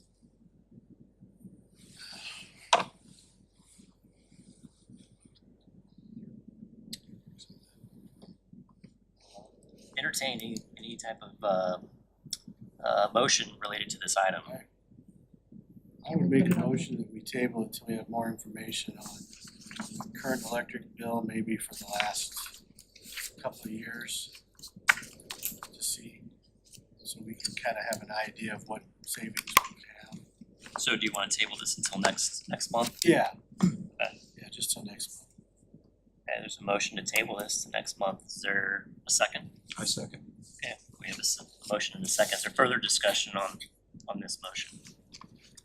My only question is Julie, with your experience talking to Jarrell, are they gonna have a problem with us waiting a month to talk to them?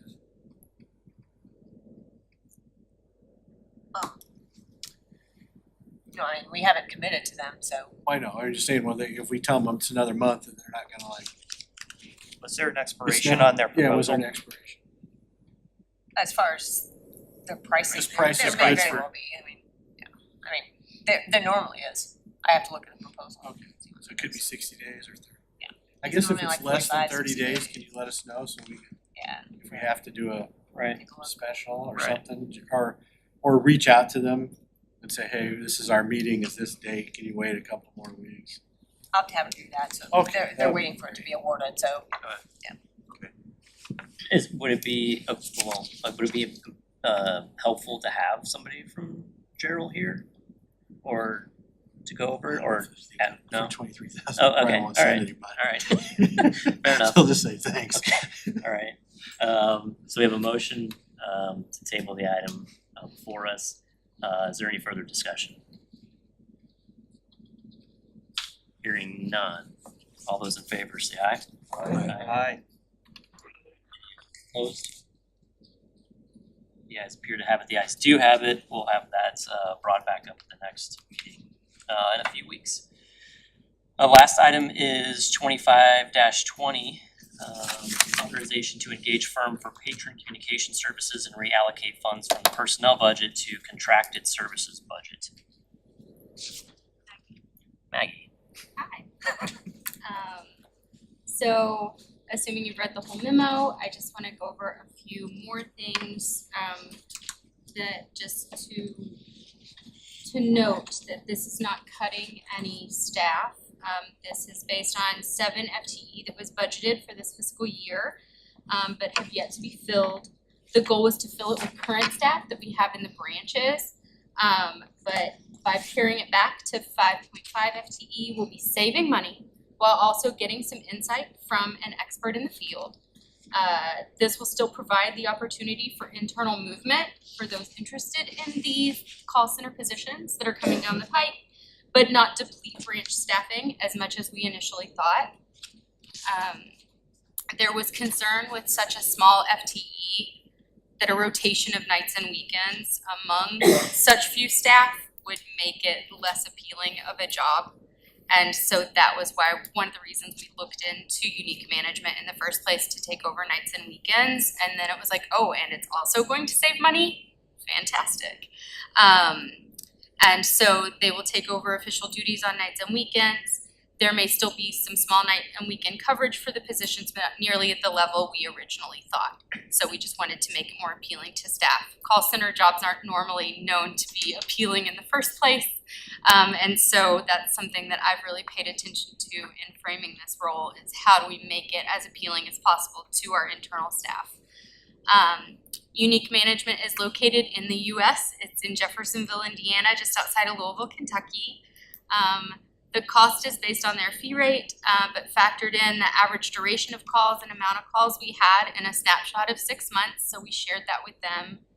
And the as-needed coverage estimate, that's for up to 10 days of coverage, but it's truly as needed. So that extra 8,000, we don't have to spend it at all if we choose not to, and we can use 1 day or all 10 days. It's really up to us. So it's really basically just if we want to use it on like a snow day, we can, or if we want to use it on our staff development day or something like that, we can still allow some sort of library operations when no one in the library is available to answer questions otherwise. And the advisory fee can be stopped at any time, but I've never run a call center before, so I thought that fee was very low for helping us start one for our first year, and then we can abandon that after the first year if we choose to. And then, of course, the implementation fee is just a one-time fee. What is the process by which the contractor would become familiar with our operation here? So they are pros at this. They work with us. They said it's a 4 to 6 week process where they just they'll work with my department to learn all of our policies and procedures, get access to all of our different software that we use, and basically become a de facto staff member just from afar. This training period, do they come here? I don't think so. I think it's all virtual to my understanding, but I have yet to get deep into the actual process of it. But I think it's all virtual the way it works since they're located there. And are they providing the service to other libraries? Yes, and I don't know, did they get in the packet, Robin, or do you have them? We have letters of recommendation from different libraries that they have served. I spoke with a woman from the Sacramento Public Library. They've been working with them since 2019. And she said, to quote her, they are the most responsive service providers that she's worked with ever. So that's nice. We've worked with this company. I think that's in the memo. We've worked with this company for in different ways for years now. And so we feel quite confident in their customer service. So I've got some questions. We have consolidated our calls from the branches into this call center. Haven't yet, but Okay. the goal is So to the do goal so. was to do that. So right now, if I want to call branch closest to me, I can do that. Talk to the person that's in that branch. So we have looked at the number of phone calls we're receiving at each branch and determined that it's a ton of phone calls and it's much better to have at a central location. And then will they ship that call out to the branch if there's more information necessary or needed by that individual? This is more just like an answering point, right? We're taking the call, we're assessing if it's an easy answer, great. We take care of that. If it's not, we send it over to the branch. That would happen with this. Yeah, this stemmed from, we actually looked into this years ago, and then decided not to go with it, but then it came out of the strategic plan. But we've looked into it in that it's kind of been this stressor on branch staff, the constant ringing of phones and fear of not being able to walk away from the branch or walk away from the desk and being able to help the customer where they're at in the stacks or things like that. And so, yeah, my department, we've been looking at a whole plan of what makes sense or what can we do centrally, like what makes sense to answer centrally. So certain things we can totally answer. It doesn't matter what branch you call, what you ask, we can answer it no matter who answers, right? And then certain things you do need to talk to the actual person in that location. And so we've got a whole plan for that. Okay, so we didn't receive the call numbers. We haven't received that data, I don't believe. The numbers of calls made to each branch so that we can kind of understand like, hey, how many calls are we talking about here? Oh. Do we have that or? I do have that. We average 233 calls per day across the district. District-wide? That's among all the branches? Mm-hmm. And do you have an estimate of what percentage of those calls, if they went to a call center, that the call center would have the answer for the caller right away, as opposed to saying, okay, I know exactly who you need to talk to at the Kiska Road branch. And they end up having to call our person anyway. I don't know that off the top of my head. But based on our own internal assessment, we think that the majority can be answered from a call center based on the questions that we're receiving right now. We have a new phone system. Mhm. Are we using automated attendance on anything? So voice recording to answer questions on hours of branch, stuff like that? Oh, you mean like, yeah, when people. Like recording, people call first, like get the easy answers out of the way, right? If you guys get calls, 100 calls come in and say, hey, are you guys open on the weekend? You can answer directions or hours, stuff like that is handled, automated, attended. No need for those calls to go through. Okay. Do we have a report? I know we say we have 233 calls per day. On average. On average, sure.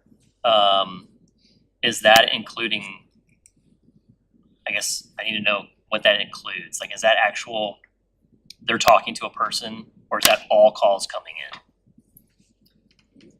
Yes. So I guess question for you, Lori Beth, while she's looking that up is, individual calls gets the automated recording, doesn't talk to a live person. Do we, what number are they calling to get that automated send in? I don't know that answer. Okay, alright. Do we know what number people call to get a automated attendant? Would ask IT. Zach? Zach, join me at the table. Yeah. Can't get away from this one, Zach. I know. IT is on the case. There's a spot just for him. To answer your question, Zach just whispered in my ear. Yeah. These are, the average is when they actually reach a person. Okay, So when we did and when we pulled the data, it was to find how many calls actually went to a person, so we did not investigate if we could pull just flat out how many calls we get that are unanswered or do not make it past the attendant. do we use a third party system to look at CDR information, or are we just grabbing this straight from the phone system? Straight from the phone system. Is it presented in a kind way? No, that's yeah, I know, it's terrible. I know, been there, If you like Excel. yeah, yeah, Or yeah, Just too much data. Go ahead, no, go ahead. Not sure how useful this data are at the moment. 233 calls, 11 branches, Talking about 20 divided calls. by 8, 2.5 calls an hour. But clearly, some branches are busier than others. So This data. How many minutes per call? Like if we're saying that we're wasting time of employees at the library, we would be better served serving the people in person? Is it a minute a call? Is it 10 minutes a call? Like how much actual FTE time would we save by routing these calls to a call center? Because if they're 15-second calls, nothing. If there's some of these are 20-minute calls or 15-minute calls, Right. then you're taking, $10 call. So I do need you all to remember that like some of our branches are very little and not open the standard hours that the rest of us Oh, yeah, I are, just that meant the rest of total. our branches are, so that's kind of taking that average down. And Zach just reminded me, Spencer Road was closed for some of this time When we pulled it. when we pulled the data, so that's probably factored Is there, into. when you go to the phone system, can you clock how long the calls are? Mhm. Oh, yeah. So you can come up with an average, you can come up with a total amount of time spent on the phone by employees per branch? So we can, because if you're in a smaller branch, it's a bigger problem because there's less employees there. If there's one person there or two at a small branch and you're on the phone for 15 or 20 minutes, and you got somebody standing there, that would not be great. But I need to see how much is it really gonna save that those people are gonna be working with the public in person. I know, we always had that problem. I grew up in a retail store my dad owned, and the phone would ring and you're like talking to a customer who's ready to buy something, and you stop talking to them, and some guy calls, how much is such and such? You're like, ah. And then you turn around and the guy's gone. So my dad said, hey, the phone is not as important. That's right. No, That's right. If you have to pick, don't answer the phone. But in this way, that's why I just wanna see how much is it really lost in this. So deep in thought over there. And this would be instead of having our own call center. Like Right. having employees sitting over here somewhere. Well, right, and that's originally what was proposed was we were gonna we were gonna utilize 7 FTE district-wide to participate in answering calls, correct? So would they be at their branch answering the calls, or would they be, like, would it be, I think I'm imagining a hunt group where all 7 are logged in and goes round robin, you know, next person in line, if they don't answer because they're busy helping it goes to the next one until the phone's answered by a person. And that way they could still be at their branch doing Somebody would stuff, or know. is it, hey, we're moving these people to central service up here and you guys are just sit here and answer phones? The call center is up here. Okay. So is the call center an open room that we have just desks and phones and computers? It's 2 rooms. 2 rooms? Okay, So is this to replace that? this would take that place, yeah. place. Okay. So- No, this is a supplement. So we still have that? Yeah. Yes. We This just is use 5 for and a nights half and employees? Nights and weekends. So, okay, so, We're saving What- 1.5 employees. hold on though, Still so, costs less than 1.5 employees. Cost. so this would cost less than that 1.5 employee if we Yeah. had all 7 going on the call center. Do we know how many people they're using at their company to do this? I don't know off the top of my head, but I can find out. Okay, so,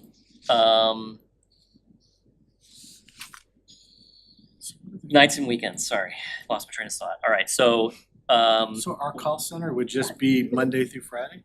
that's what I'm getting, Oh, hold on. So nights and weekends, what are we talking about hours for this company, and then what are the hours we talking about when we would answer the phone? Like, when we close at 5 on Fridays or whatever it is that we're done? Yeah, it'd be like 9 to 5, Monday through Friday for us. Okay, alright. No weekends at all?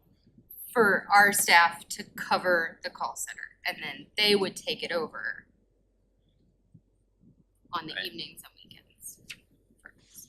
So our staff would not have to when cover the it for library regular isn't library open? hours, yeah, while the library's open. While we're not open. Well, no, Just while we're open. While we're Okay. wait, say that one more time. While we're open, on the weekend, and then, but at night, we close early, Right. right? On Fridays, some, Well, I mean, on Friday we do, but all of Right, right. our regional locations, we stay open later than 5. Okay. So like, They would answer during the week too?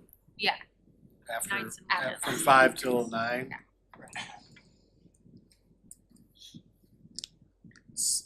okay. sorry.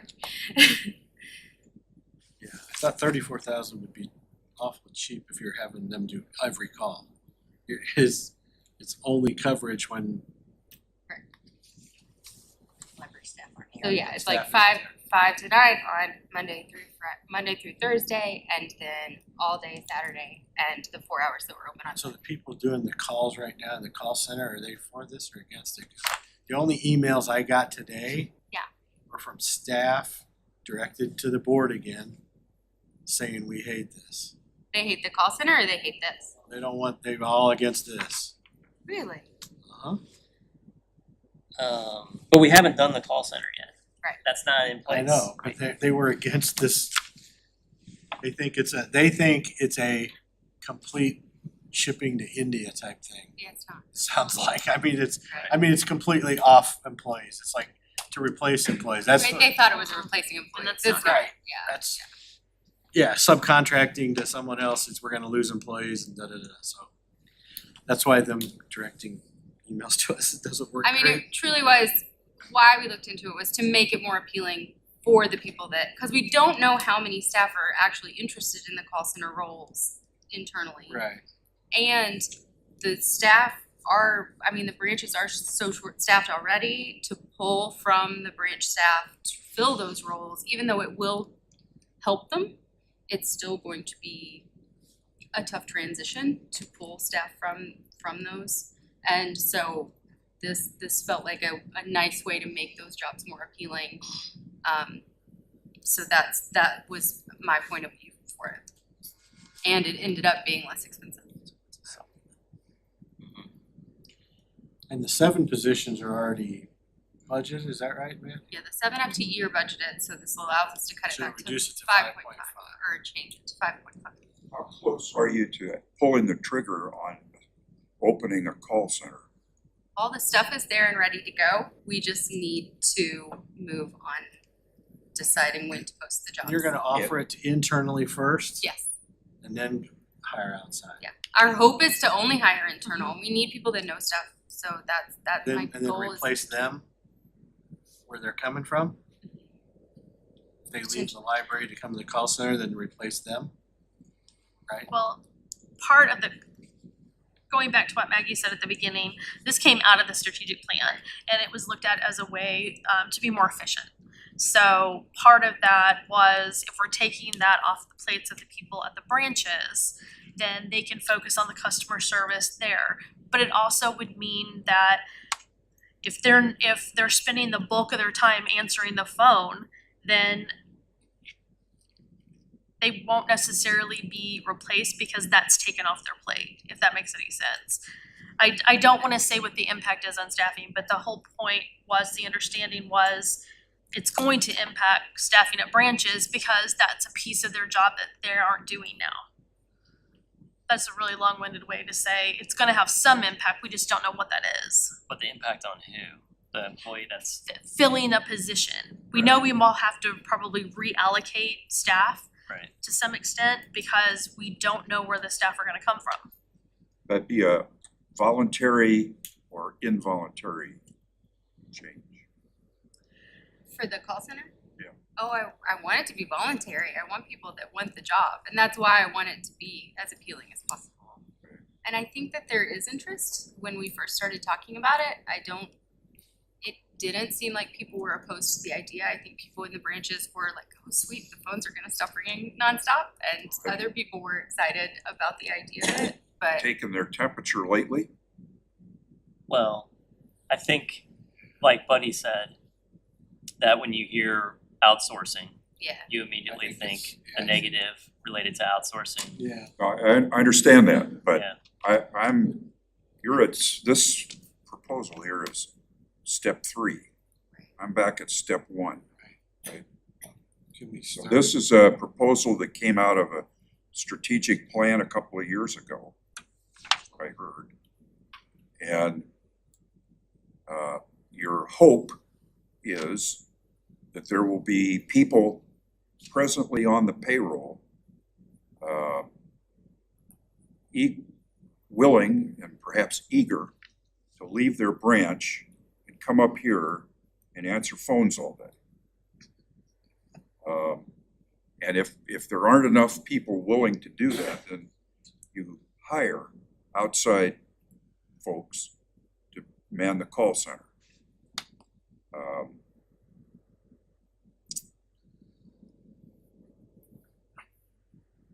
I hit a pause button while I ran a little movie in my head of people who are not part of the library trying to be helpful to library patrons calling into the call center.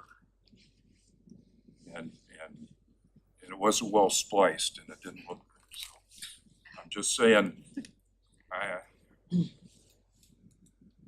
I'm skeptical, I understand. okay? And that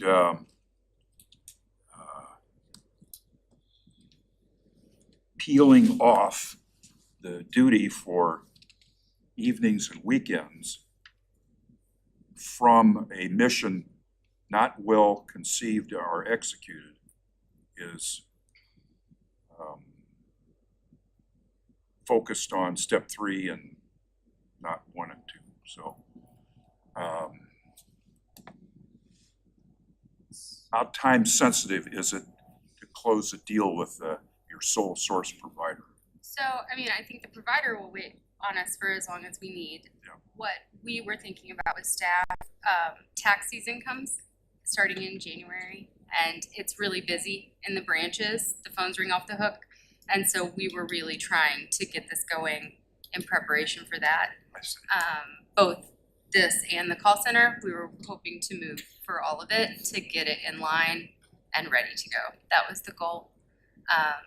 But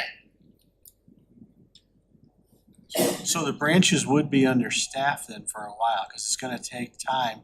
If you have 5 people that jump up and say, I wanna go to the call center next week, or 2 weeks, or whenever you wanna start it, it's gonna take a while to replace them in the branches, correct?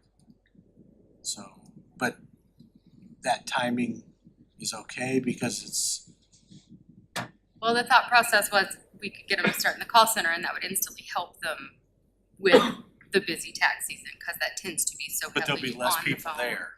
Yeah, but it tends to be But it's- really heavy on the phones. Okay, but it's a good trade-off, That was, yeah. cause it won't Yeah. even average one person per library So I think being gone. part of the reason why we're sitting here having this conversation too is we're working off of a strategic plan that was board approved.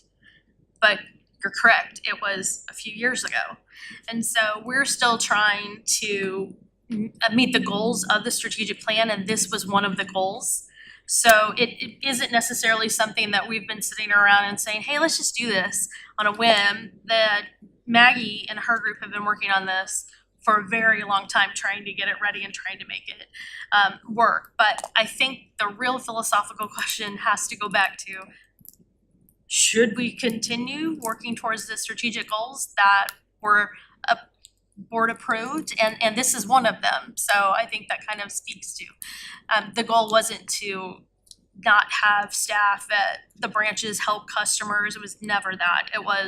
This was an efficiency that the strategic consultants thought we should do. So, I think there's certainly operational efficiencies that can be had by having a central call center. I totally believe that.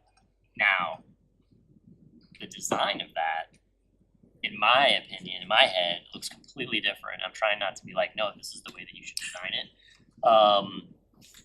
But I've got a lot of different concerns, but one that rises to the top is we have a subject matter expert in a library branch who knows a ton of information, is a great resource. We move them to answer questions on a phone, and we lose that personal experience that the person has at the branch with the person who has the most knowledge. Now, the good news is if you usually go into MK and this subject matter expert actually is at Deer Run, well, now you have an opportunity to get them on the phone when you call the call center because they're available to anybody, kind of round robin, whoever answers the phones. But that person in the library that has the information, we're taking them away from people. And that's a thing I have a big problem, which is why I think that there's certainly a way to do, I think there's definitely a way to do this where you don't lose that and you gain the functions of a centralized call center. I think there's a way to do that. Yeah. My question is what are you gonna pay? Cause that'll probably keep the person who has the most experience in the library, when they see the pay of the call center, they'll go, no, I'm not going to the call center. I'm staying where I'm at. Is it more of an entry level? Is it gonna be more in line with the pay of the entry level people in the library? So you're not gonna pull a librarian to go work at the call center for $20 an hour or $15 an hour, whatever it's gonna be. And we're not gonna pay anybody $30 an hour to work at the call center. I mean, maybe that's a self-eliminating thing, I don't know. But like you said, could the call center forward calls to the branch the same way that the people at night can? Like Yeah. if somebody really does have a detailed question that the person at the call center can't answer? I mean, we have a whole flow chart that my department's created for that very thing, what they can create or what they can answer, what they should pass along. And I will say, I get your point, Matthew, but we have more than one person in the branches that can answer questions now. Like we have a lot of people that are knowledgeable in the branch. And so that, I guess that didn't even come into my mind because a lot of our staff are very knowledgeable. So, Fair enough. and that was what Tiffany was saying, we can reallocate if we, Right. deplete one branch miraculously, everyone from one branch once in the call center, and we have to reallocate. But that never really popped up into my head as an issue because we have knowledgeable people, Sure. more than one knowledgeable person in all of our Sure. locations. So Sure. There was a play or a movie many decades ago called What If You Threw a War and Nobody Came?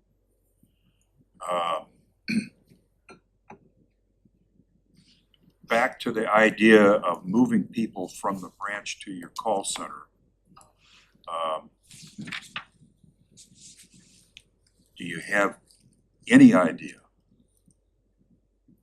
what kind of response you would have if you said, hey gang, here's what we'd like to do, who wants to come? when we initially talked about it, we had people show interest. It's been a while now. Couple of so- years, huh? No, it hasn't been that long. What? Maybe 6 months now? So yeah, it hasn't been a couple years. So maybe 6 months. We had quite a bit of interest initially, just anecdotally and kind of whispers. I'm too high up to talk to people about it because I don't want people to think me asking implies that I want them or, that I'm making promises. But I heard whispers that people were interested. I'm less concerned about people being interested. I will say I talked a big game about people not being interested in working in a call center, but also it's very exhausting to work face-to-face customer service-wise too. So I thought it might be appealing to some that have been in the library game for a very long time.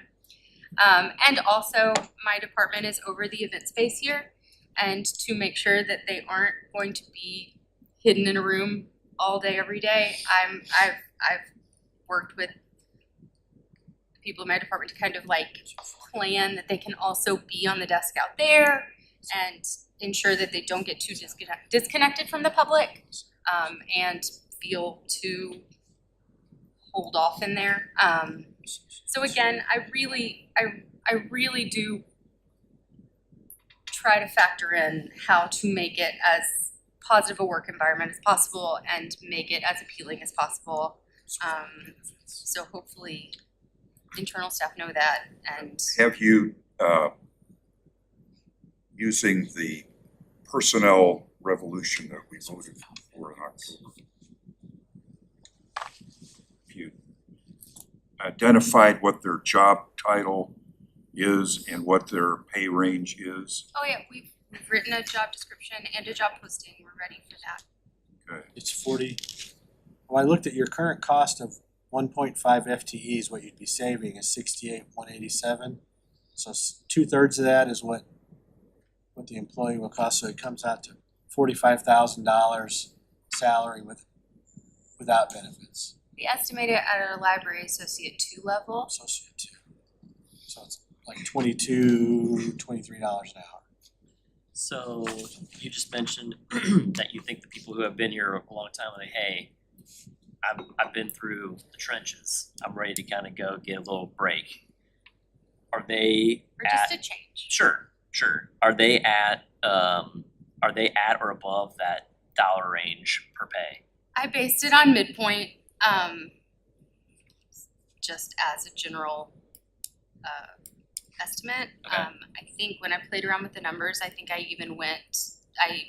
played around with the higher level too, and it was still less money Sure. to pay. So if we had, Or, I mean, it was definitely less money to pay. if we didn't, Unique. if we didn't supplement with a company and we had 7 full for the call center, was our vision that we would be having people staff weekend and night? Like, if we don't go with Unique, we would be covering it nights and Alright. weekends as well. Okay, got it. And we're not gonna have different pay, right? Like if someone wants this job and leaves, they're at this thing, I mean, you can't, cause you couldn't have that. It's their, so Based on the job description we wrote, we assumed it would be they'd have to leave. library leave what they're associate in, 2 and then they'd be in this new category. No, you're correct. Some would make That more, went some to would, JER somebody as might well. wanna make less, somebody might To make more. the salary consultants, this Okay. job description went to them and they already placed it. So It's at the same grade as the library associate twos.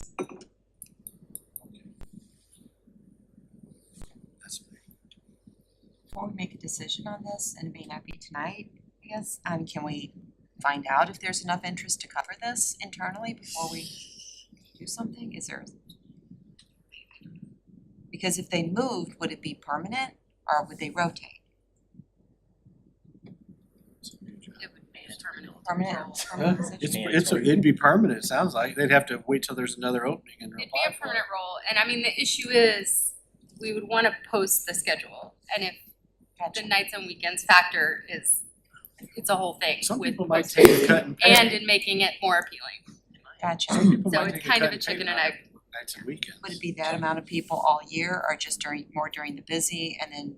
Yeah, we've looked at like when calls come in and things and planned when we would want more people here versus less. So these individuals could be at a branch if they're not needed at the call center.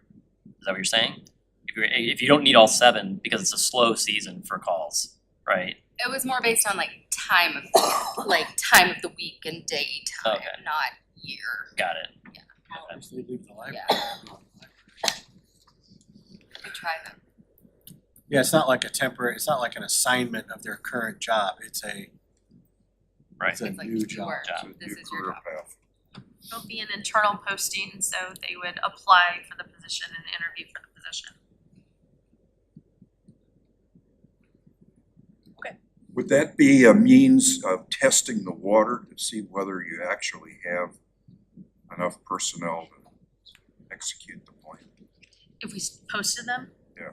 Well, also what Maggie was just saying though is we try to post the schedule with it so people know what they're actually applying for. And if we're not gonna go with unique, then we would put in the nights and weekends. But our postings need to be true to what the position is, so we wouldn't wanna add hours later. We would want it to be, this is the job that you're applying for.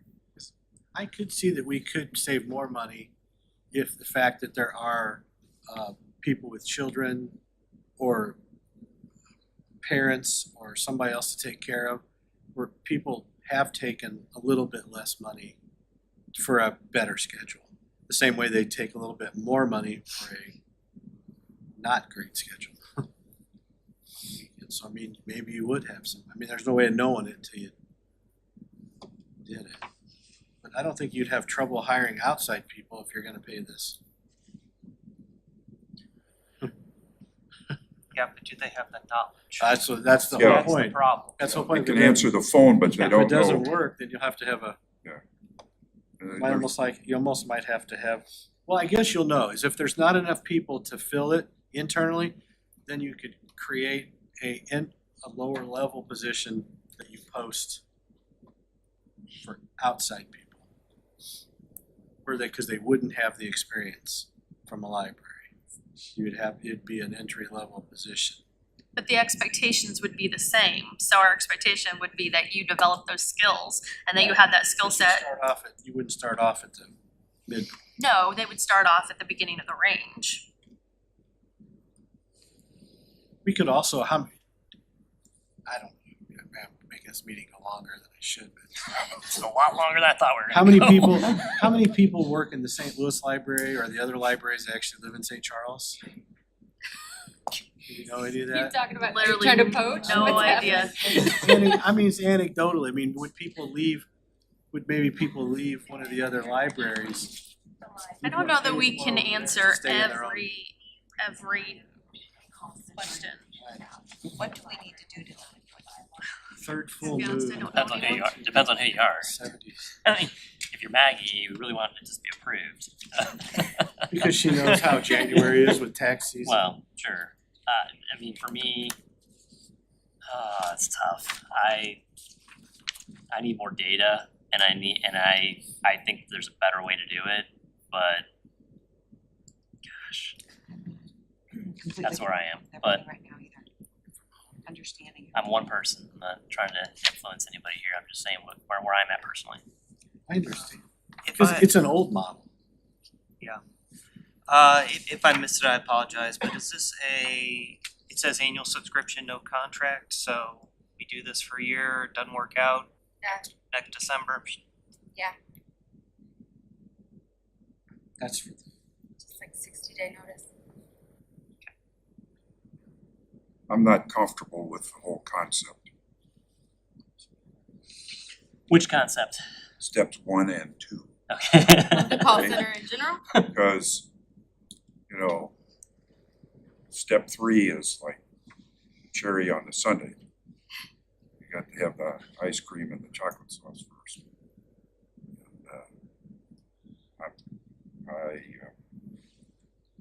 Well, from what she said, they're that busy that they do need help answering the phones.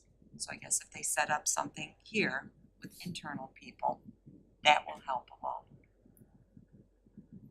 So we have to decide, do we have to decide on if that's okay, or to decide if we want the extra call center also? I think the decision tonight is what the memo states, it's about unique, but I would say I'm still back to my original question, which was the call center was part of the strategic plan and it was board approved, which is the direction that we go. So I'm waiting to hear you all tell us what direction you want us to go. We're waiting for the directive, I guess.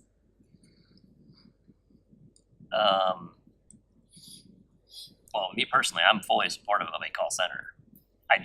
I think there's a different way of handling it. I don't think there needs to be a call center in the admin building. I think it can be handled the technology is out there. by software. Yes, the technology is out there to handle a lot of different functionalities. I think we can get a huge improvement in efficiency and also still provide a high level of service to our residents using a different method. So, that's where I'm, but I'm supportive of a call center. I think it's great. So yes, call center, no, not this. Right. For me, Okay. Me too. one person, 2 people.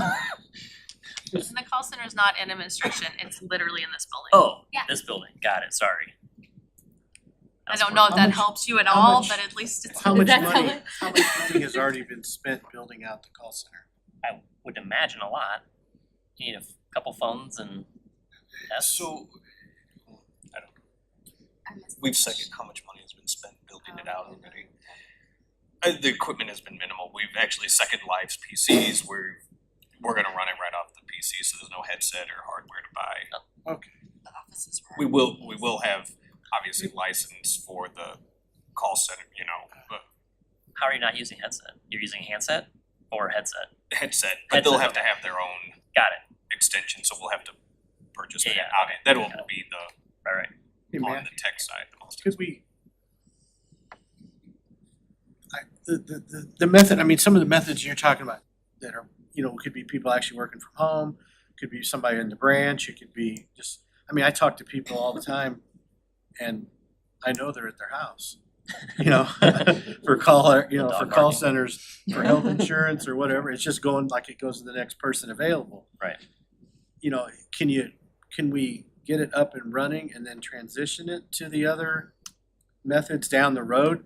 Or learn that, you know what, no one really calls as much, you know, maybe we don't need it. Well, that's my thing is Yeah. that if we had a lot of data that I could look at all the calls and say, well, I can tell you right now, we don't need this, and I don't have to mess around with signing a contract, or not contract, but moving forward with a $47,000 purchase. I mean, again, we spent an hour talking about $47,000, but we spent more than that in 35 minutes. Sorry, 30 minutes. Oh, 35,000. That 8,000 is extra. Additional. oh, the 8,000 is as needed. Okay, Yeah. so it's $35,000. You're making my argument worse. We spent longer talking about 35,000, but But if those people go into the call center, we're gonna have to replace them. Got to replace them at the library. Is there a way to make the phone systems more automated to be more helpful? sure. Well, that's what I was saying. I think there's a lot of We have one, there's just a lot of questions. do we that have I one person And at I'm each trying not to get branch? into day to day. I'm really not, because it's like, but I mean, Well, I deal with this, right? Like Ultimately, daily. you all approve, or whatever board approved the we micromanage Strategic plan. by saying, Try not to. let's have but one yeah. person at each library. It's like, no, do a call center and do you think the right way to do it? Yeah, You know, I mean, you're you know- definitely, yes, you're definitely right that, Cause it's like, yeah. But it's like today- tough. Like It's tough when today, you do it's that. Tuesday, it's your call day, go in the back room.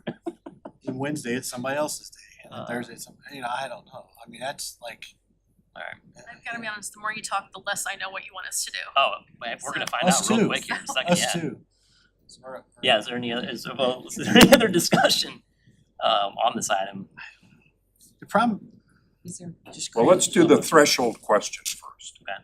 Shall we hit the pause button on the strategic direction to staff to stand up a call center? And the purpose of hitting the pause button is for all of us to reflect on whether it can be done differently and better, or that it should be done at all. And mindful that the phones ring more in January than they do in November, but I don't think there's anything wrong with the board looking at a strategic plan that was approved by other folks and coming to a judgment that perhaps we shouldn't be too hasty to fulfill their vision.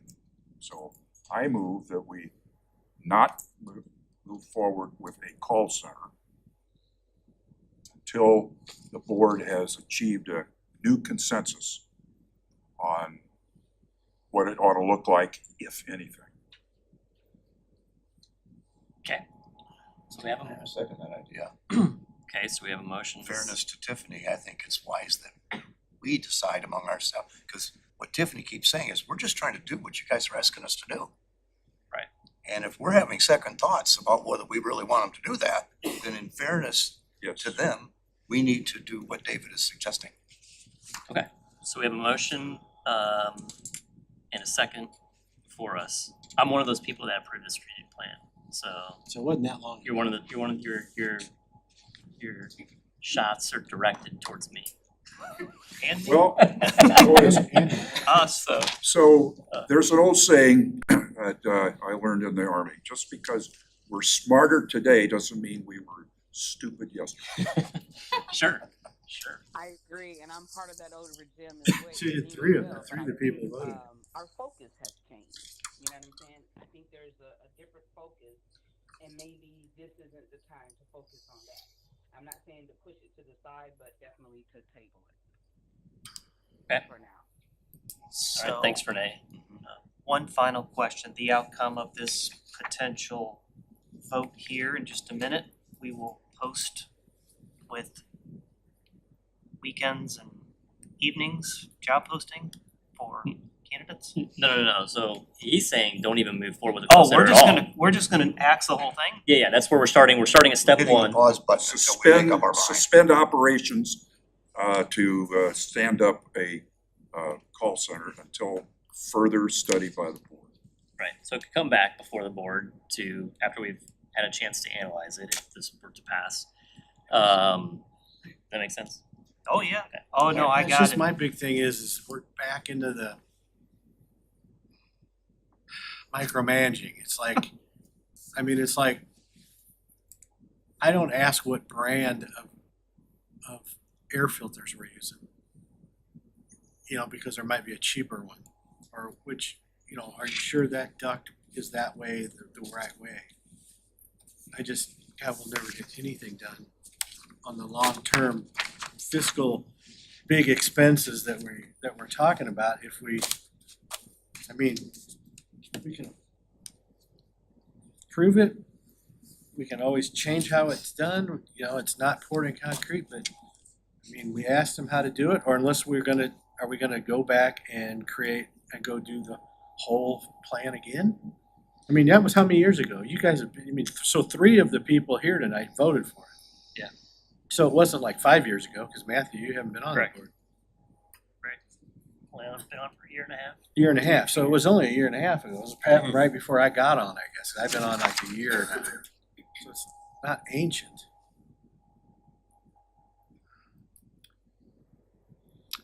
Well, we have a motion and a second, so I guess we need to vote on that. All right, we have a motion and a second. Is there any further discussion? All those in favor, say aye. Aye. Oppose? No. No? Can I get a show of hands? Sorry. Who was I? Are we gonna just do a roll call then? Oh, I can do that. All right, let's do a roll call then. Monternack, Aye. you're an I to suspend. Yes. Zucker, Aye. Giordano. Aye. Tillman. You're voting on For whether clarity, this is you're voting Sam. on to suspend the call center. Okay, aye. Sawyer, No. Seeds, No? and Hardin. No. Alright, motion passes. I don't think we have any further action then on this item, since it relates to having a call center, so. Did I call you? Yes. Sit right there. Took a whole nother- Move to table, item 2520. Okay, so we have a motion to table 2520. Is there a second? Second. We have a motion and a second to table this item. Obviously, once we make a decision on how we move forward with the call center, this item can come back forward.